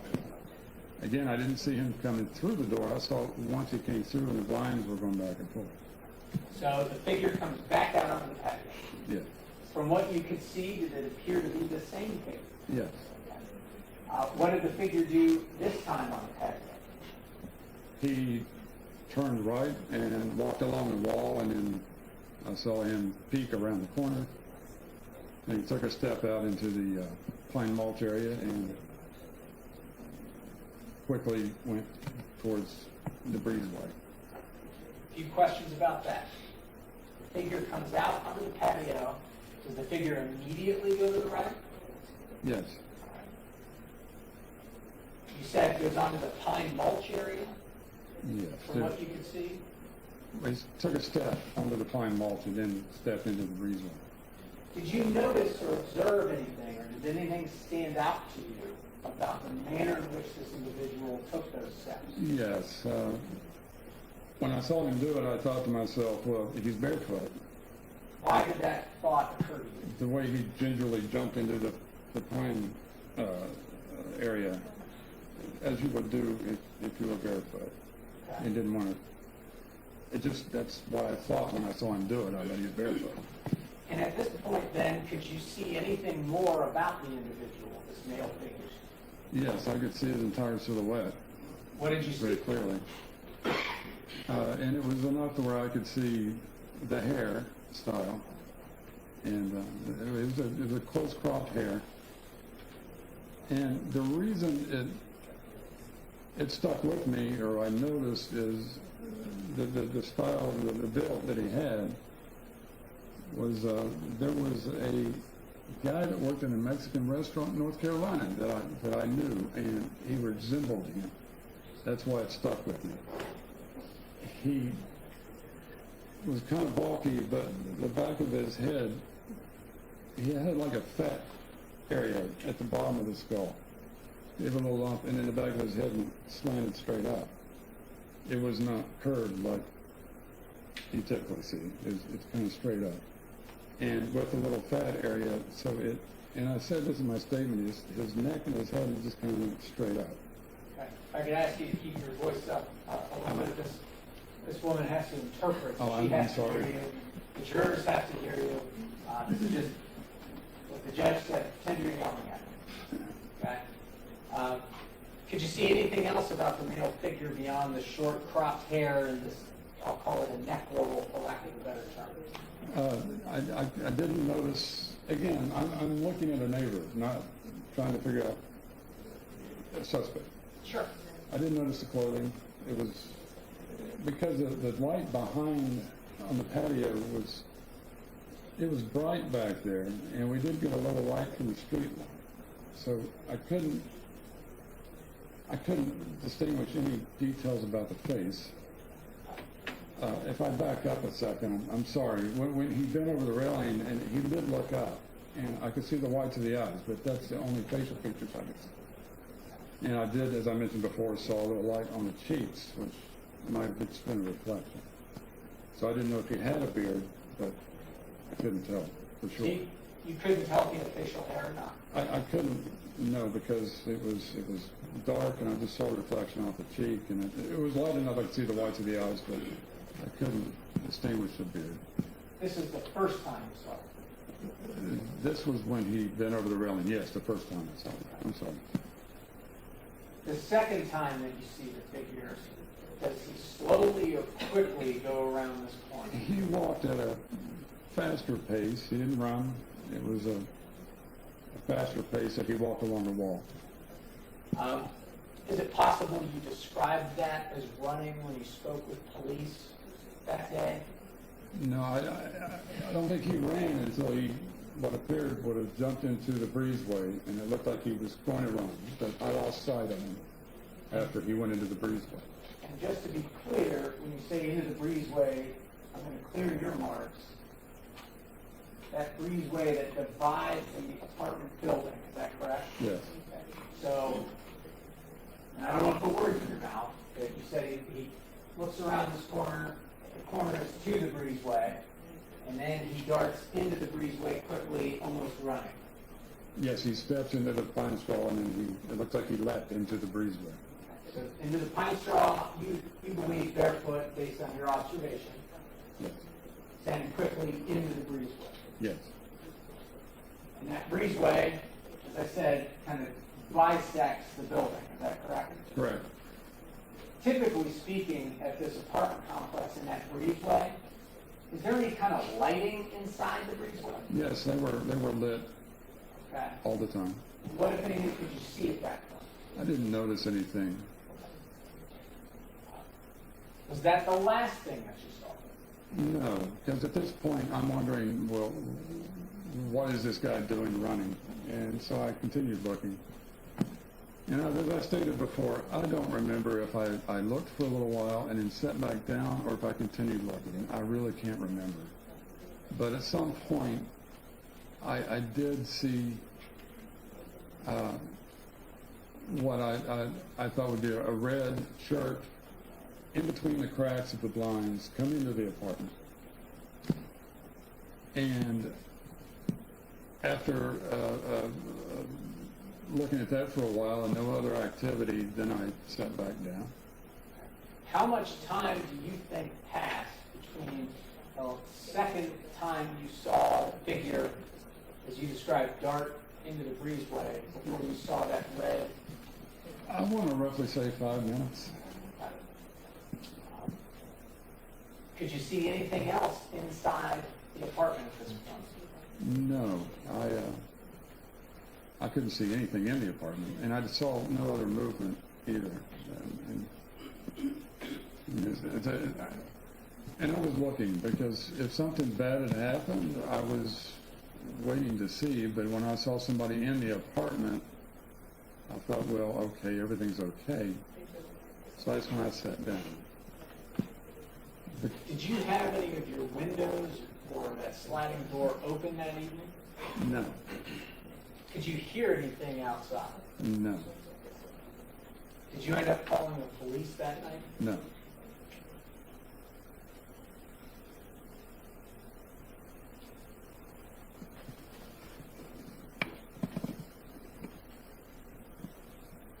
The police, though, later, my understanding is, came and knocked on your door. Yes, You ended up speaking with them a number of times. yeah.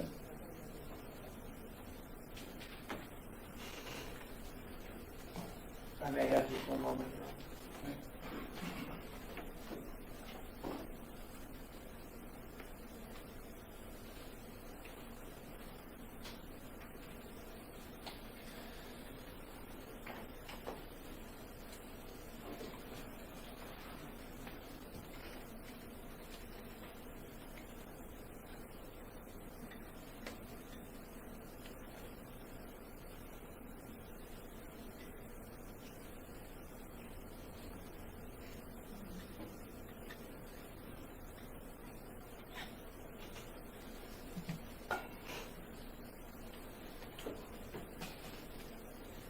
Just a few more questions, Mr. Lewis.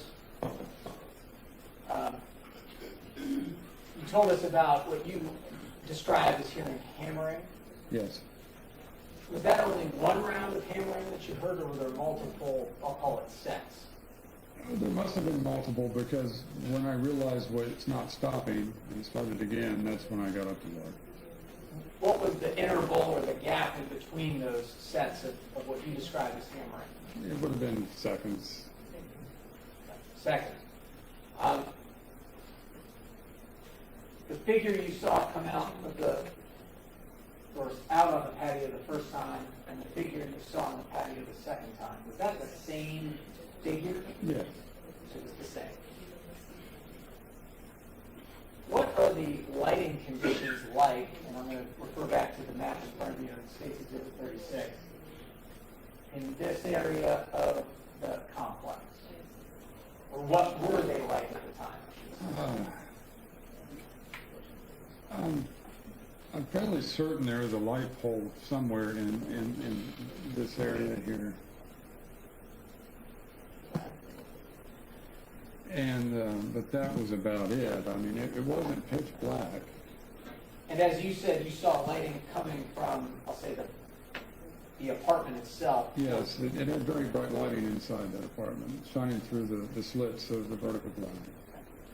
While you were looking out of your apartment, did you see anyone running, again on States 386, in this direction down Wyndtree Drive?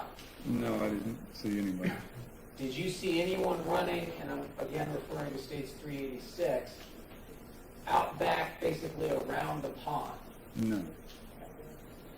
Did you see anyone running, and I'll clear these on States 386, the other way down Wyndtree Drive towards the right? No.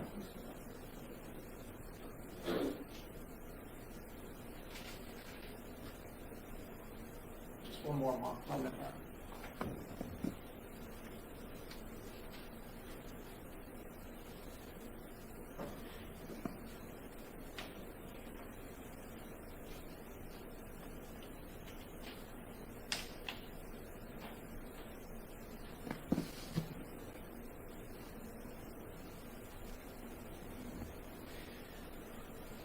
I promise just a few more questions, Mr. Wood. The figure that you saw both times out back on the patio, and the person you saw in red inside the apartment, can you say if that was the same person? I can't say that was the same person. Can you say it's not the same person? I can't say it's not either. You can't say either way. Could be, but you're not willing to say it's the same. Right. Thank you, Your Honor. I have nothing. Thank you, Mr. Marshall. Thank you.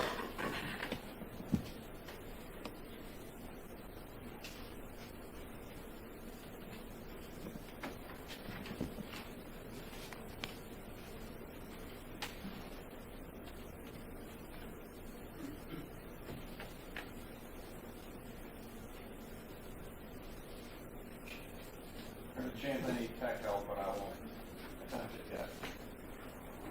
Mr. Lewis, good afternoon. Aside from nodding in the hallway, you and I have never spoken, correct? Correct.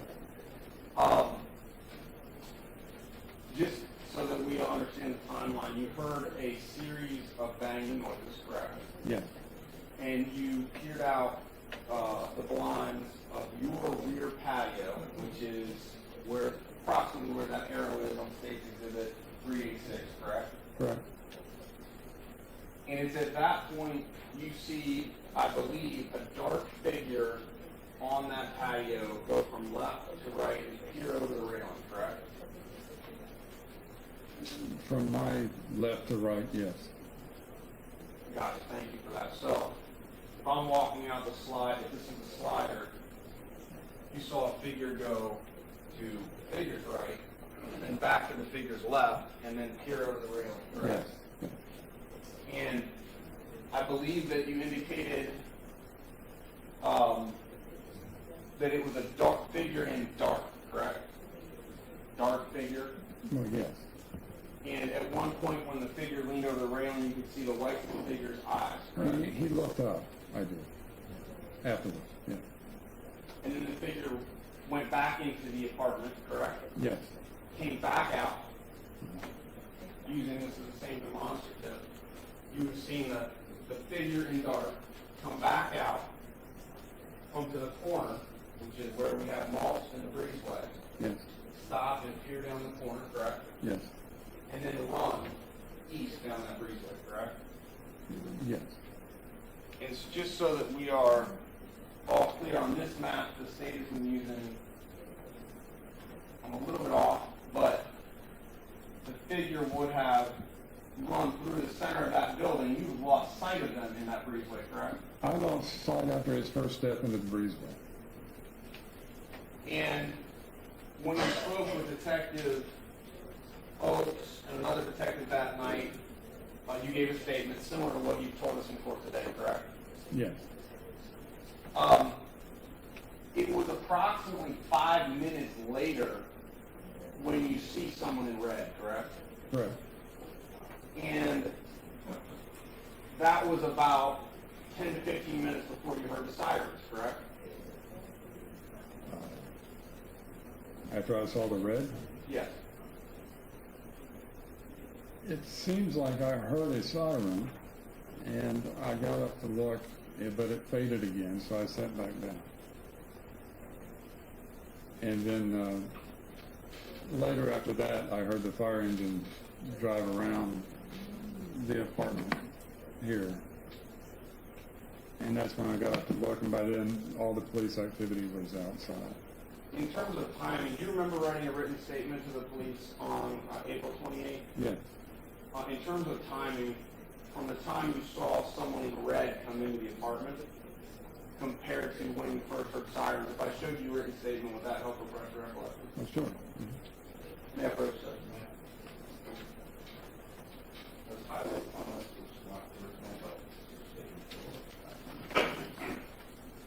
In your honor, for the record, I think this was a written statement dated April 20th. Mr. Lewis, if you would just read that to yourself, and once you have completed doing so, let Mr. Richards know.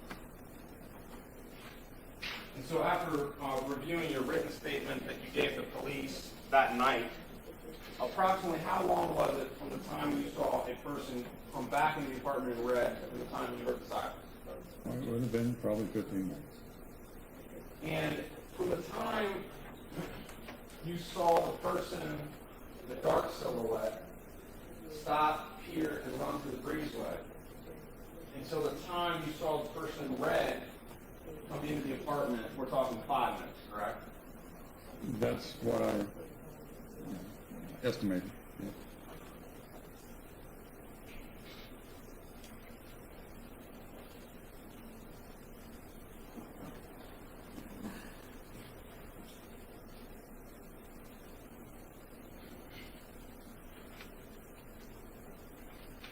Your Honor, may I have one moment? May?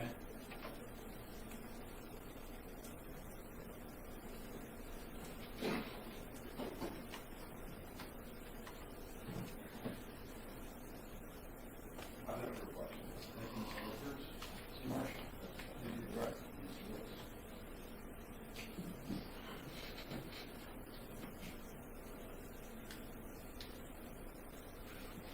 Just so that we all understand, Mr. Lewis, the figure that you saw, as Mr. Richards demonstrated, I demonstrated, the first time, the second time, that's the same figure, right? The first time. Or same, you believe that to be the same person? On the patio? Yes. Yes. And that was a poorly worded question. On the patio, you saw a figure 2 separate times. Yes. Each time, you believe that to be the same person. Yes. You cannot say one way or the other that the person in the red shirt was the figure out on the patio the prior 2 times. That night, I couldn't say that. As you sit here now, today, can you say that? Your Honor, may we approach?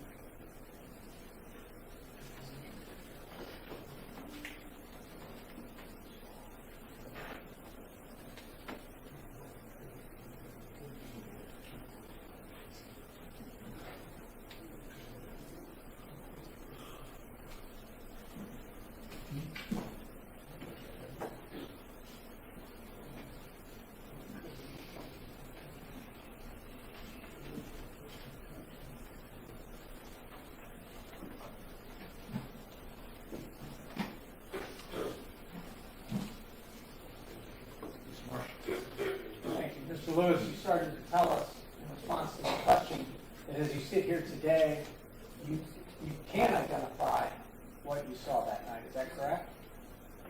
Yes, and I've said this before, both. The next morning, of course, I was curious to see what happened across the pond because we still didn't know. The police wouldn't tell us. And I looked up on the internet, and some of the news channels had video of what was going on. And there was a man in the back of a state trooper SUV in a red T-shirt. And I told my wife, I said, if that's not the man I saw on the patio, he's very similar, had the same build that I saw. So the man you saw on television or the internet, I suppose, the Yes. following day, April 29th, 2019, The next morning. was the man you saw on the patio. Very similar features to what I saw on the patio. Thank you, Mr. Lewis. No further questions. Just briefly, Mr. Lewis. Yes. This is based on a news channel video of the creek sitting in the back of a police car in a red shirt. Yes. But at the time, when we talked to the police, you saw no facial features, you didn't know if there's facial hair, correct? Right. Saw white to someone's eyes, correct? Yeah. Saw a dark figure, correct? Darkish. Yes. Didn't see a red shirt until 5 minutes after the darkish figure ran through that breezeway heading east, correct? Didn't notice a red shirt. No, I can't identify anybody by a red shirt. I saw the silhouette very clearly. The shape of the head, shape of the neck, and the back and the build of the body. Very clearly. And it was 5 minutes from the point of time when you saw the person on the back patio run through the breezeway until you saw someone in red in the apartment, correct? I want to say roughly 5 minutes. Obviously, I wasn't timing anybody. And you testified there's a street light somewhere out back. I correct? believe so. You said on your direct it was bright back there, right? I'm sorry? You said it was bright back there. No, I said it was bright in their apartment. Breezeway was lit. Breezeway was it? Yeah. Never saw the person running down the breezeway in red, correct? I didn't notice the color of the shirt. I know the question. Thank you, sir. Sir. Marshall. No further questions, Your Honor. At this time, I'd ask the witness to excuse the court and plead to return home. Very well. Mr. Lewis, thank you very much for your testimony. Thank you. You are excused to go home to Chesapeake. All right? Very much, sir. Mr. Lewis, when you leave, one thing, when you leave, do not discuss your testimony with any other witnesses. Maybe in the hallway. Sometimes people ask, hey, how to go in there? What'd you say? We're not allowed to discuss your testimony from in court, anyone outside. Right, sir? Understood. Very well. Mr. Lewis, thank you very much. Mr. Marshall. May I check the hallway? You may.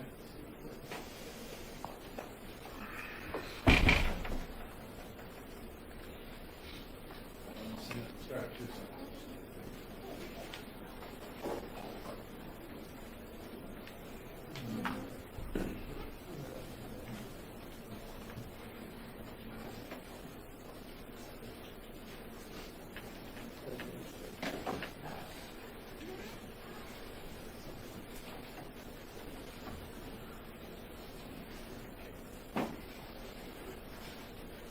If you think those chairs are bad, you should see the chairs at the old facility. Straight up and down, no padding. They lean back a little bit, they creak, so you can be careful. But they have a place for your hat. They did have a place for that.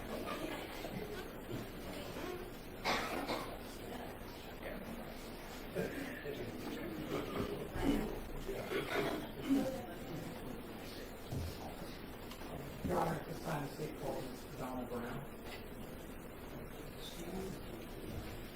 Can you raise your right hand, please? You solemnly swear to tell the truth, the whole truth, and nothing but the truth, so help you God? Okay, ma'am, I need you to speak loudly so everyone here can hear you and answer, okay?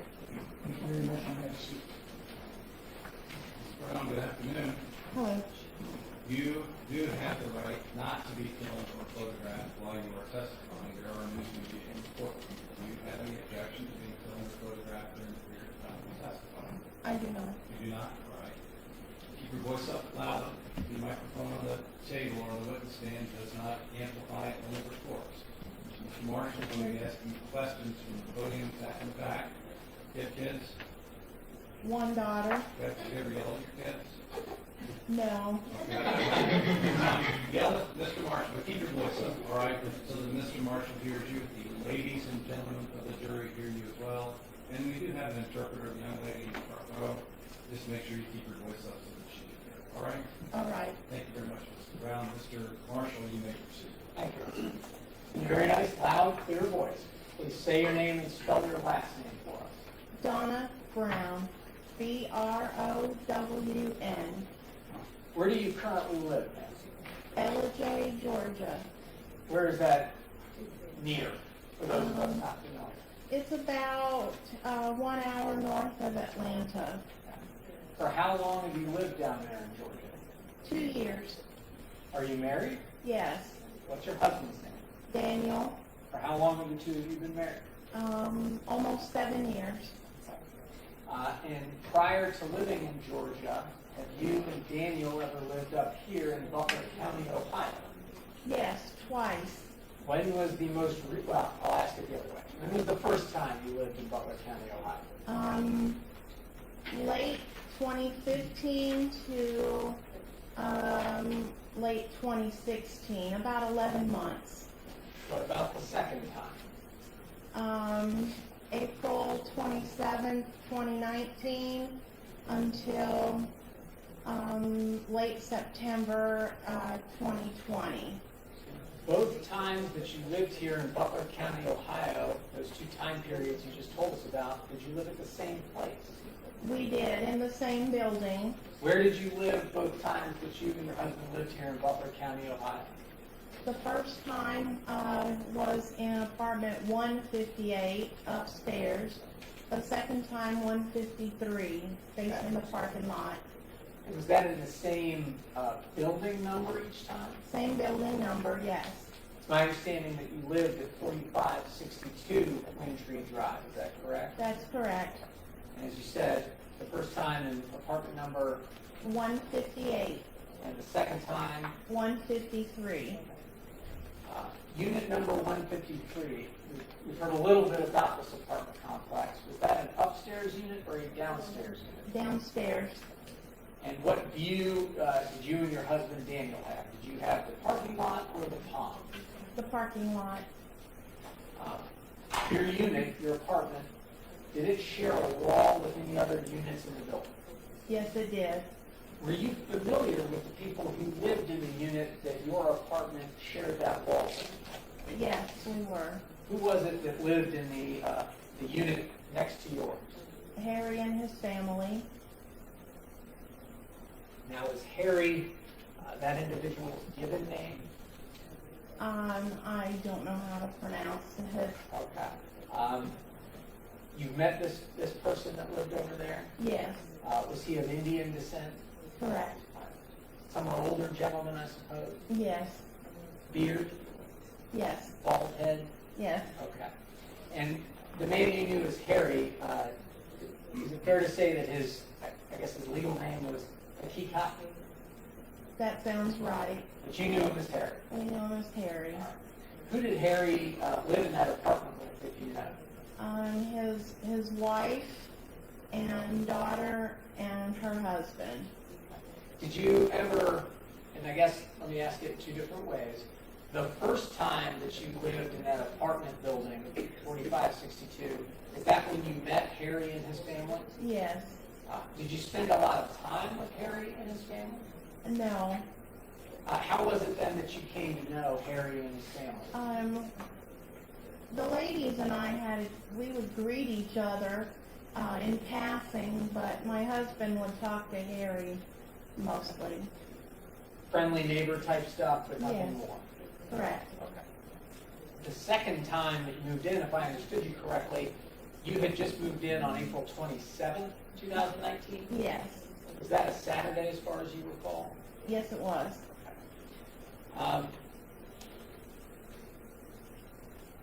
When you moved back in the second time on April 27th, 2019, did you see We did. They, actually, he and his wife, and daughter, I believe, actually came and knocked on our door to welcome us back. Okay. Was that on the Saturday or the Sunday? The Saturday. Okay. Directing your attention then to Sunday, April 28th, 2019, were you and your husband at home at your apartment there on Wyndtree Drive? We were at home, but my husband, left, that evening to go to the U-Haul, to fold blankets because we had to return it the next day. Let me maybe back up just a little bit. May I approach the witness now?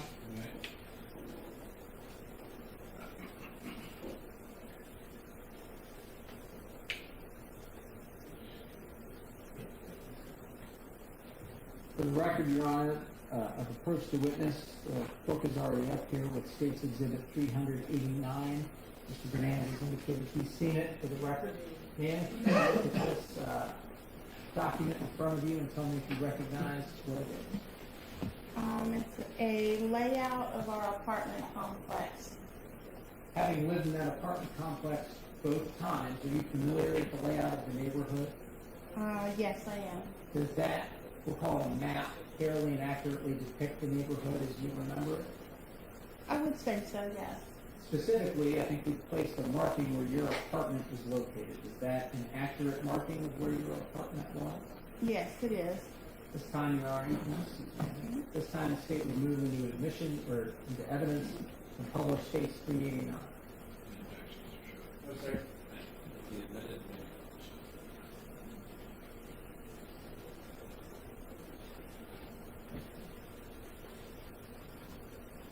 For the record, ma'am, we're looking at your apartment on State's Exhibit 389, the layout of the Wyndtree apartment complex. Is that fair?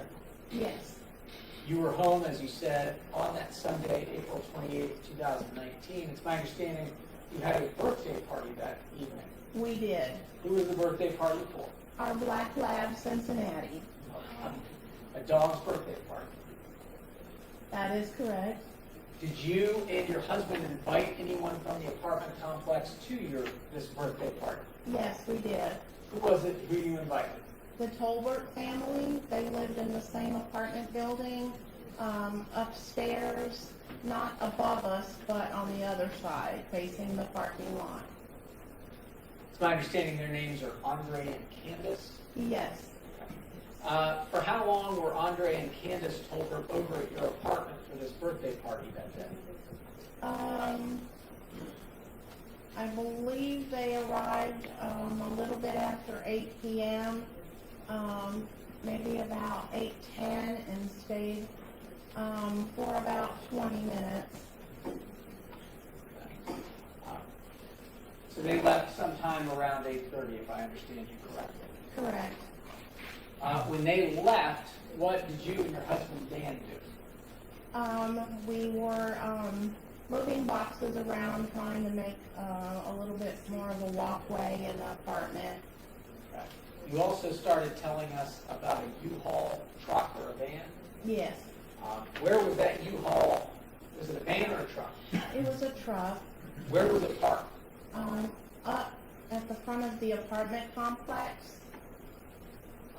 Was it near the clubhouse? Yes. If you look on State's Exhibit 389, the screen in front of you, the computer screen, the TV screen, do you see that area where the U-Haul was parked?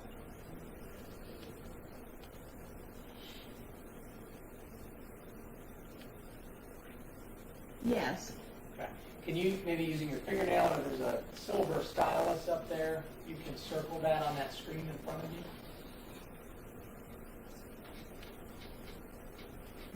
I believe it's right in here. Can you mark it again?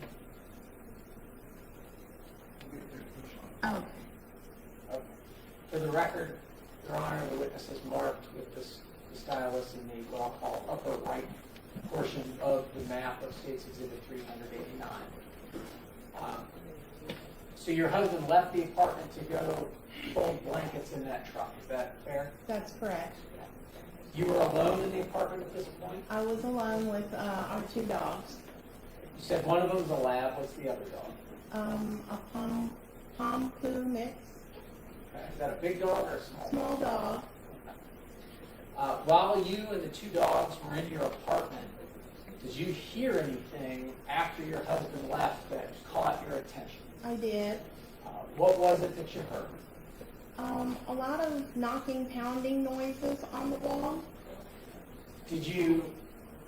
What did those noises sound like to you? I looked at the time. It was 9:30 p.m. and I thought it's a little bit late to hang photographs on the wall. That was. So it sounded to you like hammering? It did, but not very loud, but just little knocking noises. How many of them did you hear? Several. I don't know the exact amount. Well, several may mean different things to different people. Was it 2? Maybe 12, somewhere around there. 12 knocking or hammering noises. Is that fair? That's correct. Did that scare you? No, I mean, it's an apartment, so no, not at first. But did it later scare you? It did. Our small dog went into the master bedroom closet. I did not think about that as a problem at the time because she's afraid of everything. Okay. And maybe going back a little bit, while you were in the apartment and after your husband left, did you hear anyone out in the breezeway area? I did not. Okay. Did you hear any noise from outside, people talking? No. Okay. Did you hear anyone yell out, Hakikat? No. Did you hear anyone loudly whisper, Hakikat? No. You didn't hear any noises out in the breezeway? Nothing outside.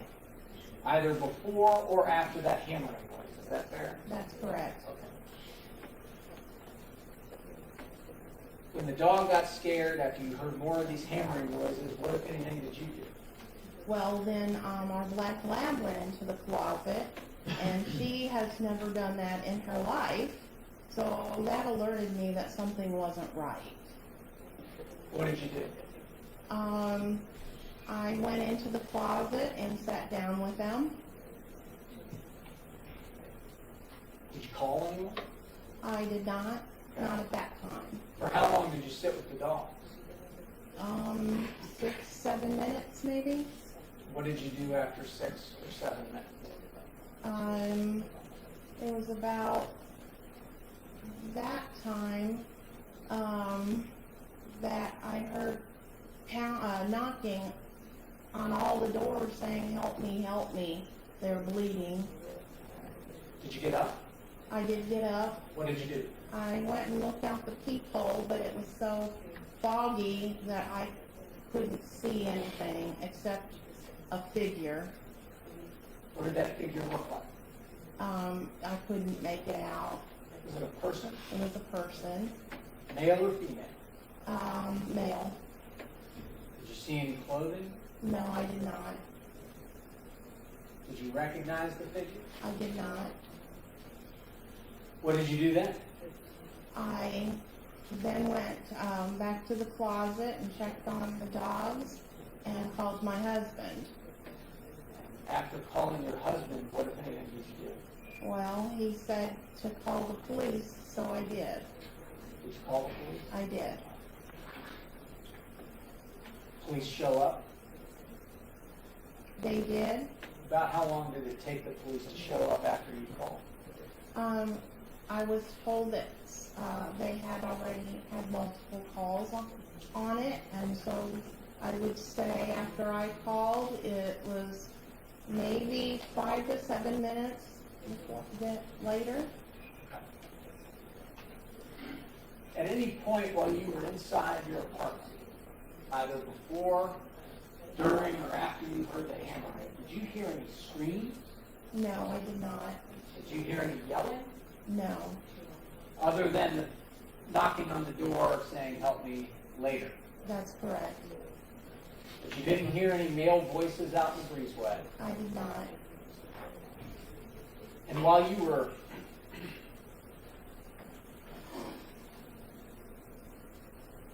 looking out the people, as you indicated, you couldn't see who, if anyone, was actually out there, you said, because of the fog. Is that fair? That's right.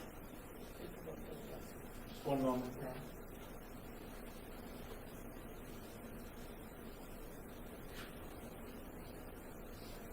No additional questions, all right? Thank you, Mr. Marshall. Sure.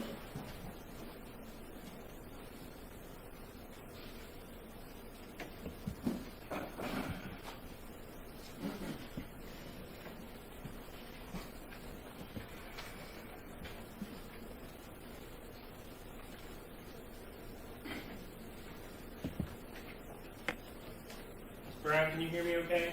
Yes, That changes. Will you please let me know? I will. Thank you. You were discussing with Mr. Marshall that you had previously lived at 4562 number 158. Is that correct? That's correct.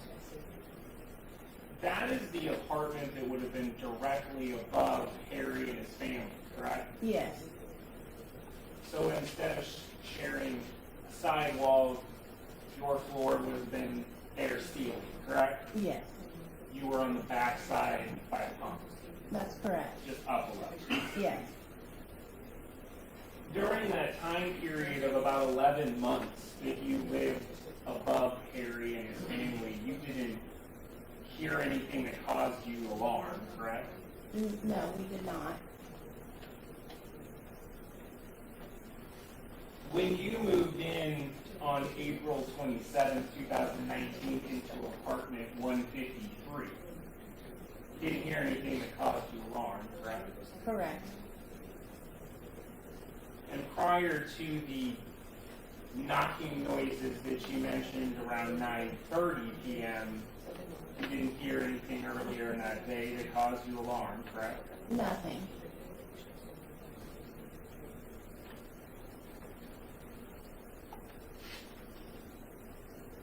I believe Mr. Marshall asked you about those noises you heard at 9:30. I'd like to back up just a little bit to between when the Tolberts left and then your husband Daniel left, okay? Okay, The Tolberts left sometime around 8:30 or 8:40 that night, is that correct? that's correct.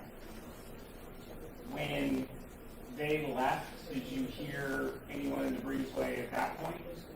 No, I did not. Didn't hear anybody come home next door? No. Would you typically have heard someone coming home next door? It depends where I would be inside the apartment, whether I'm in the front or in the back.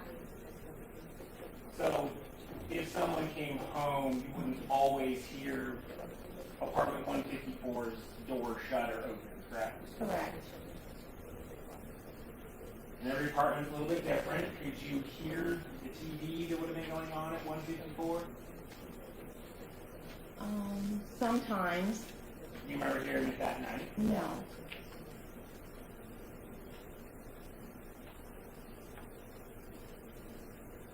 When you walk into your apartment in 153,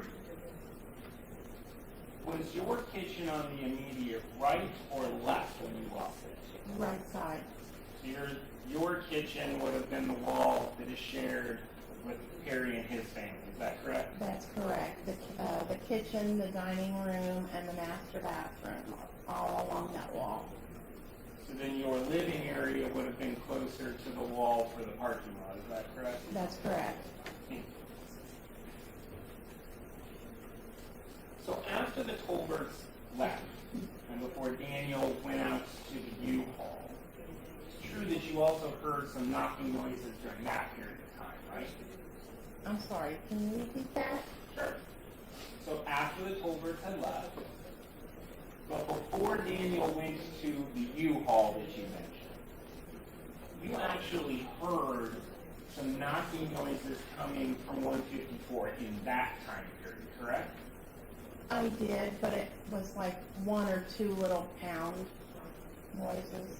Okay, so it was distinct from what you heard at 9:30, right? Right, But you did hear knocking noises coming in that time period between when Tolbert's left and when Daniel left, I correct? did, yes, In fact, you talked to your husband about it, right? correct. And you agree with me, he didn't leave until probably 9:10, 9:15? That sounds right.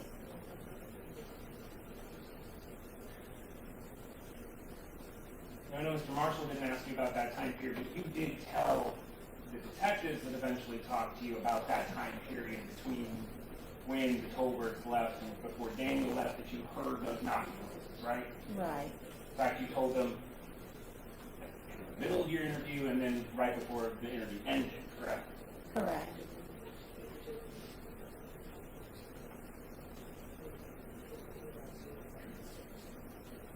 When you heard those knocking noises, as you called them, around 9:30 p.m., when your dogs ran into a closet, did you hear one continuous string, or was there a pause in between the knocking noises? Could you describe that for us? There was several pauses, but it was only a matter of a few seconds. So those, I believe you said 12 knocking noises you may have heard from several. There was some space in between those? There was, It wasn't just a continuous 12. no, And in between those, would it be fair to say series or bursts, or how would you describe the intervals of the knocking noises? probably bursts. Okay, we'll go with bursts. So in between those bursts of knocking noises, you didn't hear any screams, right? No screams, No yelling. no yelling. Nothing coming from apartment 154, but those knocking noises, correct? Correct,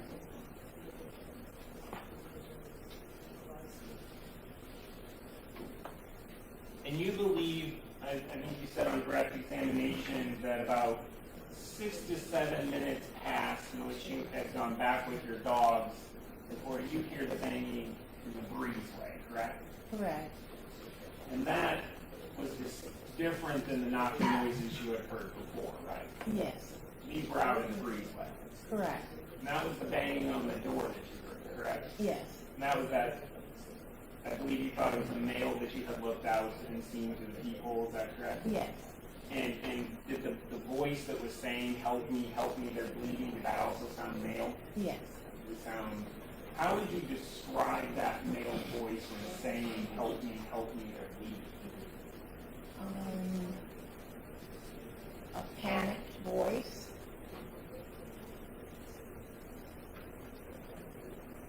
What you heard with the banging on the door and that panicked voice frightened you, right? Yes, Enough that you called your husband that was happening, right? right, Enough for you to call 911, right? right. Now, you didn't go out into the breezeway, right? No. Going on, you stayed inside. Yes, because I didn't know who it was. It could have been a stranger for all I know. Did you ever leave your apartment on that night? No, I did not. Aside from your husband, did anyone else come into your apartment after the culprits had left? No, That includes law enforcement?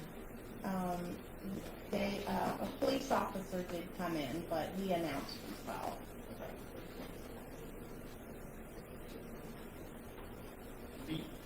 You were interviewed, you actually went to Westchester Police Department to give an interview, correct? Correct.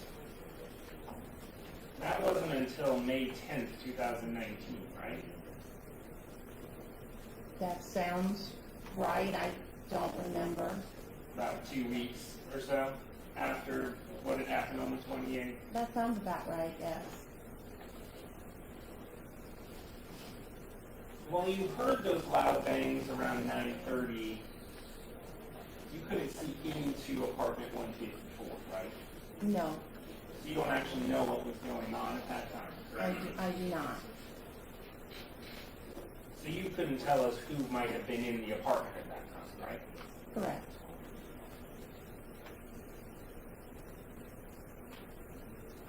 When the police officer came to you on the night, or maybe even early morning hours of April 29th, did they ask to take your welcome mat? They did not. Did they ask you permission to swab your welcome mat? They did not.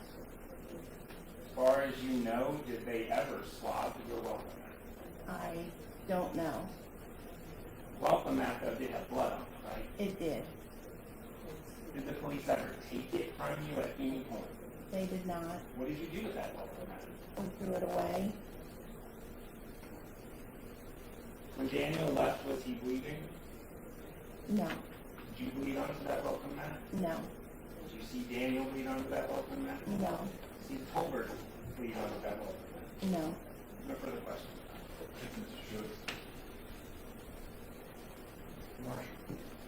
No regret, Your Honor. Thank you. It was needed to be asked. Should be permitted to return home with her. Ms. Brown, thank you very much for your testimony and traveling here from Georgia. Safe travels back.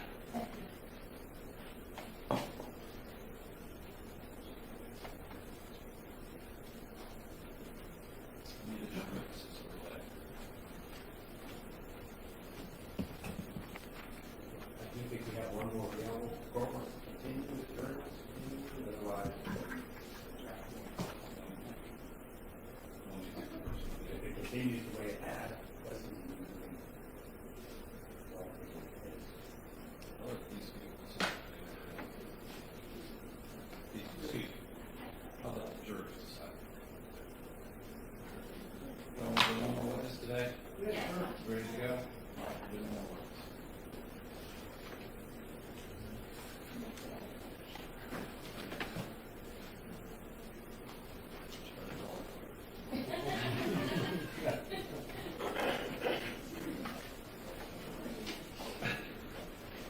I think that's a whole lot. You may.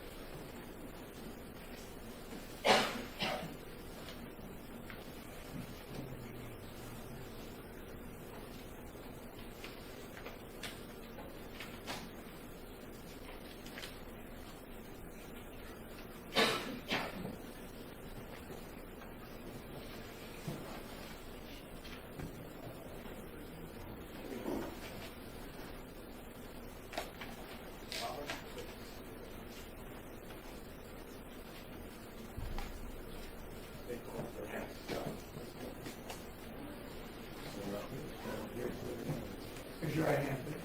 Solemnly swear to tell the truth, the whole truth, and nothing but the truth, so help you God. Make sure you speak up, because you're asked to hear you, and okay? You have a seat. Thank you. Scott, good afternoon.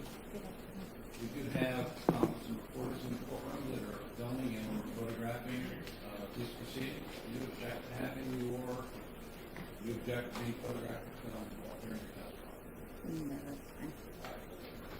So I heard you. You voice up and very loud, okay? Yes. Just not only do these hear you, in the front row of the orange colored shirt is translate. Okay. And so just speak loudly and clear voice, okay? Okay.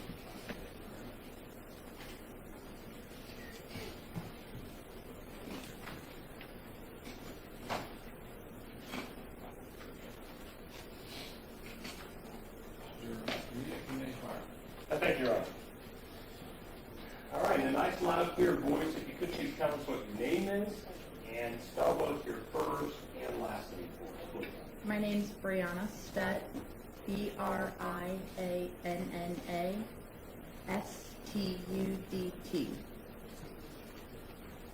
Where do you live? What city do you currently live in? Hamilton. And have you lived in this area your whole life, or have you lived anywhere else? No, so I just moved to Hamilton about 2 years ago. Previously, I lived in Cincinnati and then Westchester. When you lived in Westchester, did you live at the Lakeside apartment complex? I did. And do you know approximately when you moved into the Lakeside apartment complex? I know when I moved out. Well, let's start with when you moved out. When did you move out? It was about the end of May of 2019. Okay, so you were in the apartment complex in April of Yes. 2019. Do you recall what building or unit you lived in at that time? It was 4527 Wyndtree Drive. It was right next to a pond, lake, whatever you want to call it. Permission to approach the witness shop? Okay. I'm going to show you what the warrant is Stacy did to 365.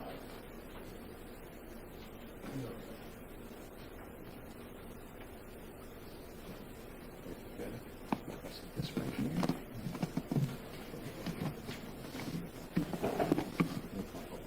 Okay. Would you recognize what's depicted as States 365? I do, yes. And what is that, please? That is the apartment complex, and where my name is arrowed, that is the building I lived in. All right, and that layout depicted in that exhibit fairly and accurately show where you live in the complex? Yes, it almost points directly to where our unit was. All right, this time you have permission to display to the jury 365. Objection, counsel. No objection, counsel. Mr. Richter, we accept the evidence and the request.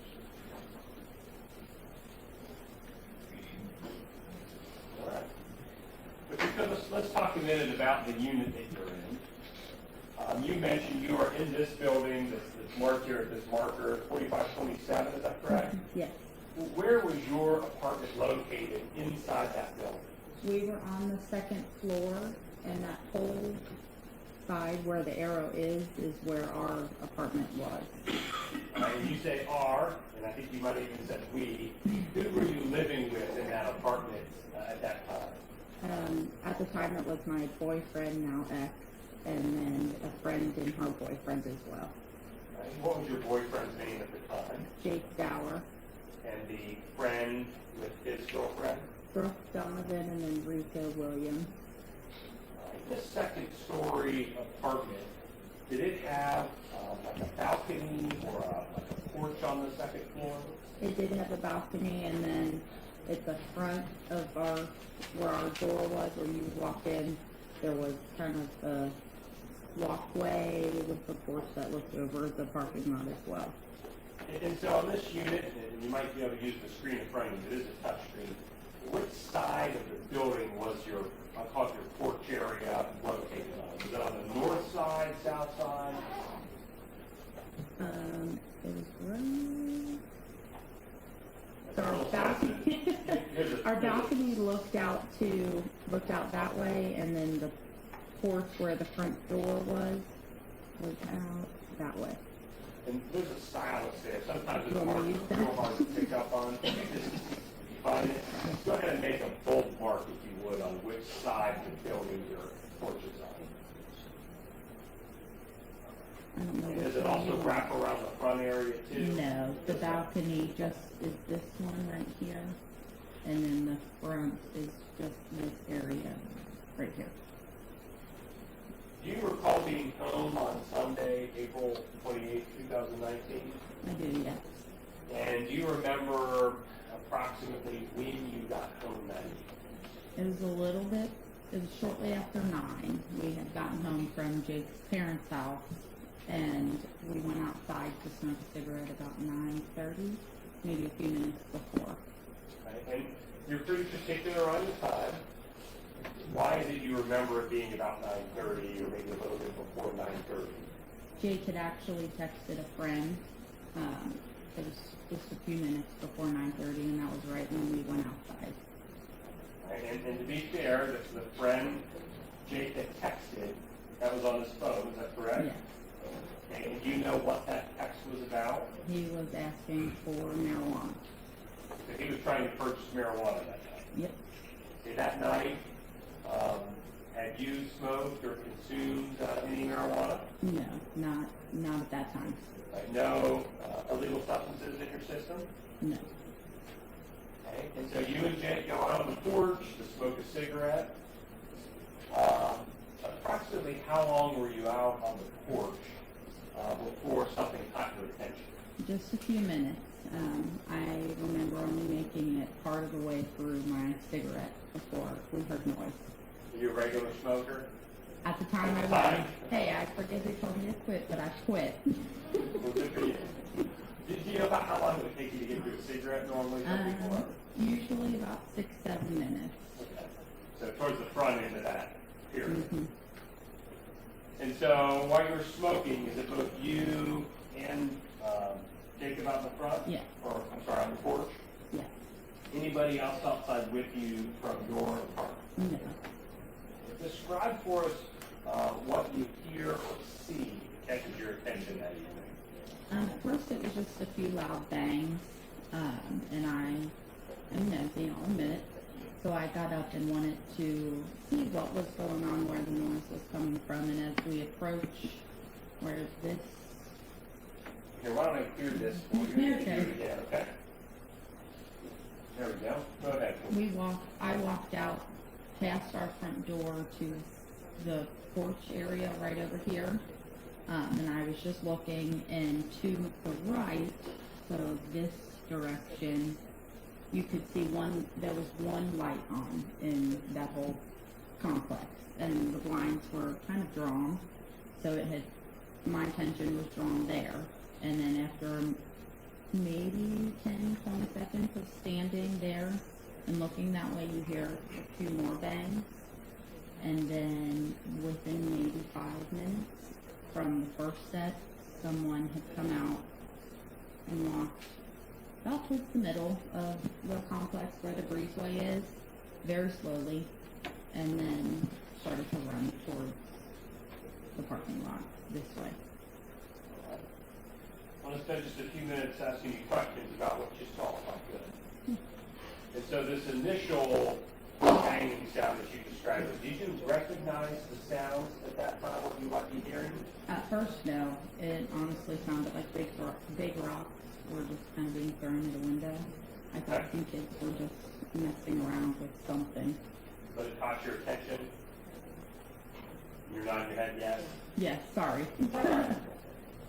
And so that's when you look out in that direction you've drawn from your porch towards the apartment complex that faces the lake in the middle. Yes. I think now we know that 4562 building, is that correct? Yes. And you said at first you can't really see anything. Is that right? Correct.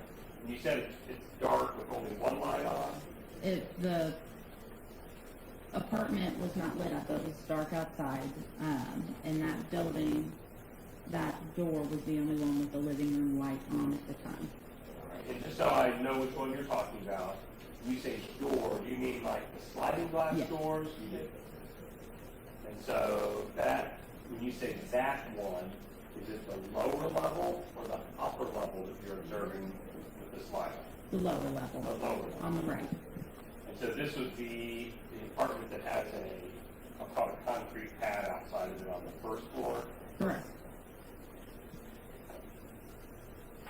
The middle section of these buildings, there's like I call it a breezeway. Mhm. You know what I'm talking about? Yes, And does that building also have a breezeway down the middle of it? it does. Do all the buildings, as far as you know? To my knowledge, everyone has a breezeway. And so you look that direction, then you said you see or hear something next. So when I was looking that way, when we first got to the end of our breezeway and I was looking in that direction, I heard more bangs. And then a few minutes go by and then an individual slowly walked out. And in terms of the bangs that you're describing, could you tell us, is it, I mean, you're telling them, but is it one or more than one? There's definitely more than one. To my knowledge, I only remember hearing like 6. Okay. So maybe 6. And then you said a figure comes out. Where did you see that figure come out of? from the sliding glass door of that apartment. Question. When that figure comes out through the door, were you able to ascertain what that individual looks like? It was very hard to tell from where we were, from what I could see. It looked like someone wearing pants and a long sleeve shirt. But it's very, from that point of view, it is hard to detail exactly what was there. Was the figure backlit from your direction, so to speak? Backlit from your direction? Let me ask you a different question. You may not know what I mean by that. Could you tell what color of clothing the person had on? It was very, no, it would have been hard to tell. Could you just see the outline of the person? It was more so a silhouette. Could you tell if it was a man or a woman? It looked like a man. All right. And so this figure comes out, and then what did you see this person do? Slowly walk from the patio door to the breezeway, and the individual popped his head around kind of like this, and then ran. Now, when that person you described as ran, where did they go? Down to ran through the breezeway, and from there I lost point of view. From your vantage point, could you see, how far down the breezeway could you see? Just a tiny little bit. It wasn't just enough for me to see, run a few steps and then gone.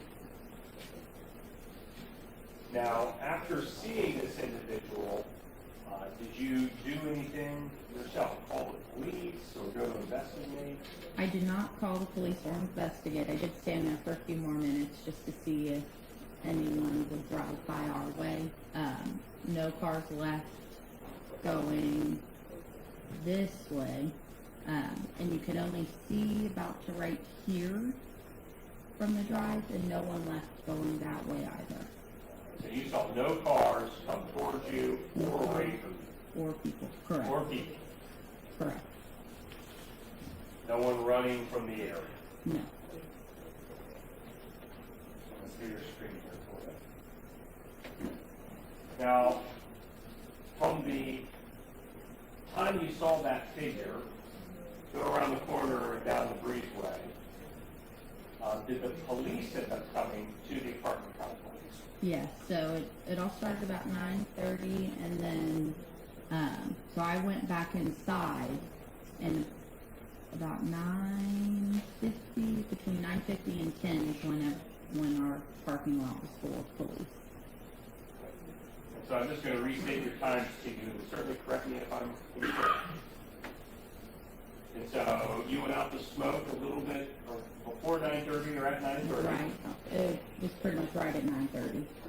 You heard some noise that drew your attention. Is that right? Correct. You hear more noise that draws your attention. Correct. And then you see this figure come out as you described. And then you went back inside at 9:40, give or take, after you were done. Hopefully you got your cigarette, please. Yes. Then 9:50 to maybe 10 o'clock, the police arrived. Does that sound Correct. right? When you went back inside, did your boyfriend at the time go back in with you? He did. And was he there trying to see what you were looking at the same time, or did he do something else? Eventually, all of us that lived in the apartment complex ended up on the balcony. Ended up on the balcony. Mm-hmm. Would that be after the police arrived? Yes. At some point in time, did the police come and contact you to see if you had seen or heard anything with regard to this incident? I went to them the following day. Okay. And the following day, were the police still on the scene at the neighbor's building? They were, yes.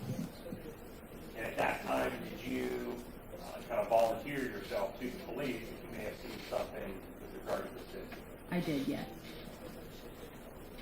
After speaking with the police, I think you filled out a witness statement, is that correct? I did. And I think it's the next day, so the 29th, did the police come to your house to try to check out your vantage point from your They did. your porch. They did. And in front of you in the booklet, if you could turn to the next few photos, it's 366, 367, and 368 and 9.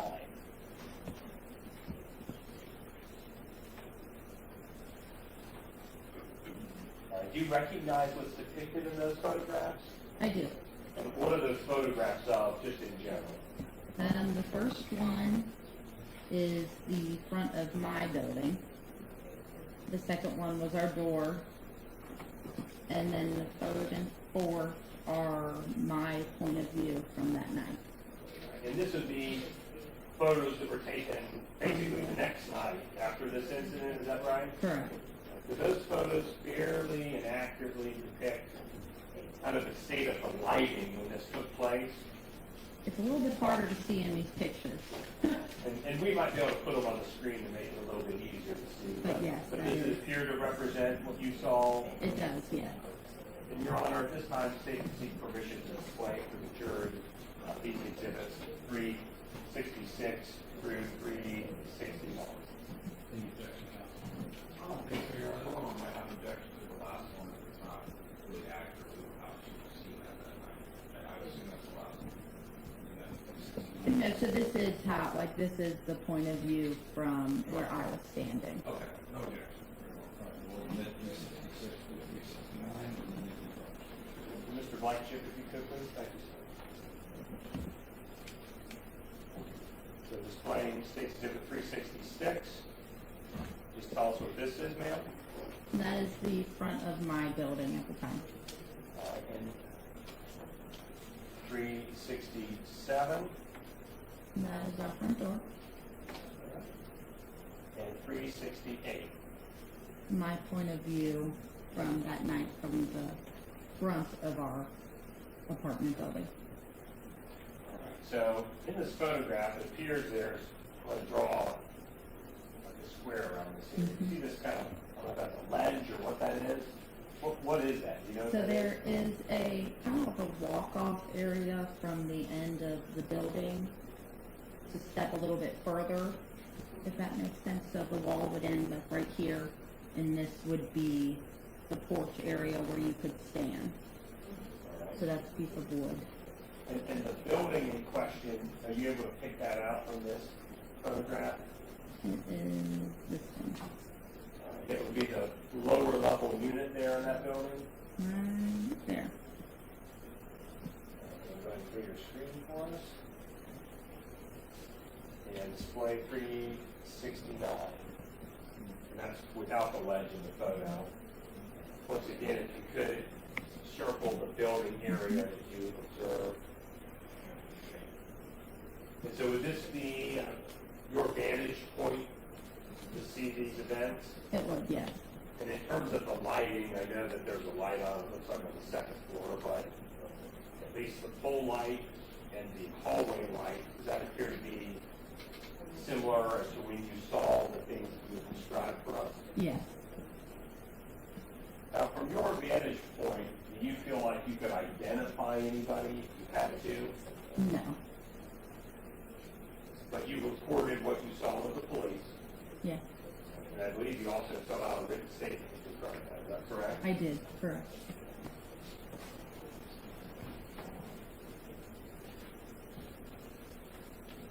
I can have just a wall picture.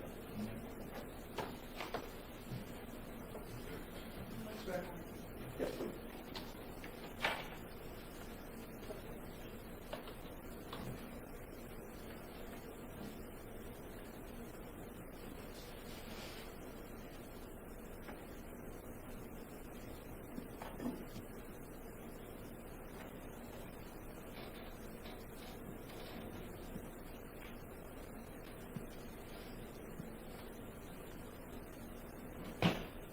What do you think? Where did you grow up? Right still. Did you recognize those sounds after you heard them a second time? I did, yes. What were they? Gunshot. No further questions? This is terrific. Thank you. Good evening, Ms. Scott. Good evening. and I have never met or spoken, correct? No. Sometimes our eyes can see things a little better than photographs can portray. Especially photographs with light in the foreground. From what I can see from State's Exhibit 369, you remember that? Yes. You can see in that photograph a lit breezeway in the apartment that's in question, right? Correct. That's fairly well lit. Yes. And on April 28th, when you were looking towards that apartment, you could probably see it a little better than what that photograph depicted, right? You could, yes. And from what I understand in terms of the timeline, you went outside to smoke at about 9:30. Correct. And at some point shortly thereafter is when you heard the banging, right? Correct. And then very shortly thereafter is when you see someone, if this is the rear slider in the apartment in question, you see someone come out that slider and go, you believe it's a male figure, right? Correct. Go to his right. He comes out of the sliding glass door and goes to his right. Correct. Very slowly. Very slowly comes to his right. And he is tall and skinny, correct? That's what it looked like, yes. And he's walking slowly to the corner of what we know is the breezeway, correct? Correct. And it appears he had long sleeves on, correct? Correct. And he looks around that wall, correct? Yes. And then, presumably, when the coast is clear, he takes off running east down that breezeway, correct? Correct.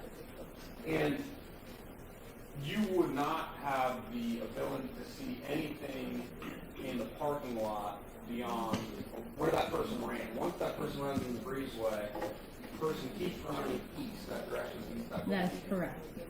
You wouldn't see that person exit that breezeway. No. Because of your vantage point, you can't see people running down towards that pool. Correct. And at some point, I believe you said around 9:40, you were back inside, right? Mm-hmm. And so anyone that would have come running west, you would have been inside and not seen, right? We did come outside shortly after we were inside, so there was a minute or two where we weren't outside. And then you came back outside, and the police arrived around 9:50. Between 9:50 and 10, I remember I made a phone call to my dad and told him, and that was about 10 o'clock. We have one in here.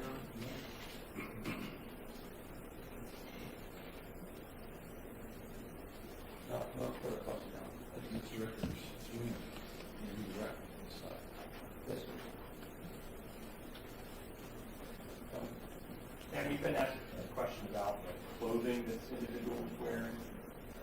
In terms of how sure you are of the clothing that you described for us, are you sure or not sure about the clothing? Now I am not sure. Or not sure?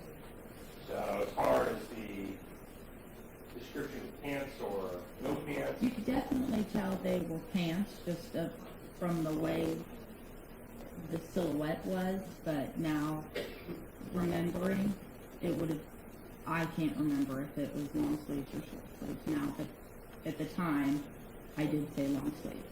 and when you said it, were you sure? At the Yes. time, yes, I was sure. Thank you. I'm good for the questions. Very briefly, Your Honor. So at the time when you gave the police your report statement on April 29th, you were sure that the person you saw had long sleeves on. Yes. And you actually wrote that in a statement, right? And you were interviewed by the police and told them in the report statement that the person you saw had long sleeves. I did. And that's the person that stopped at the corner of that patio, peered down the breezeway and ran. Correct. And no further questions.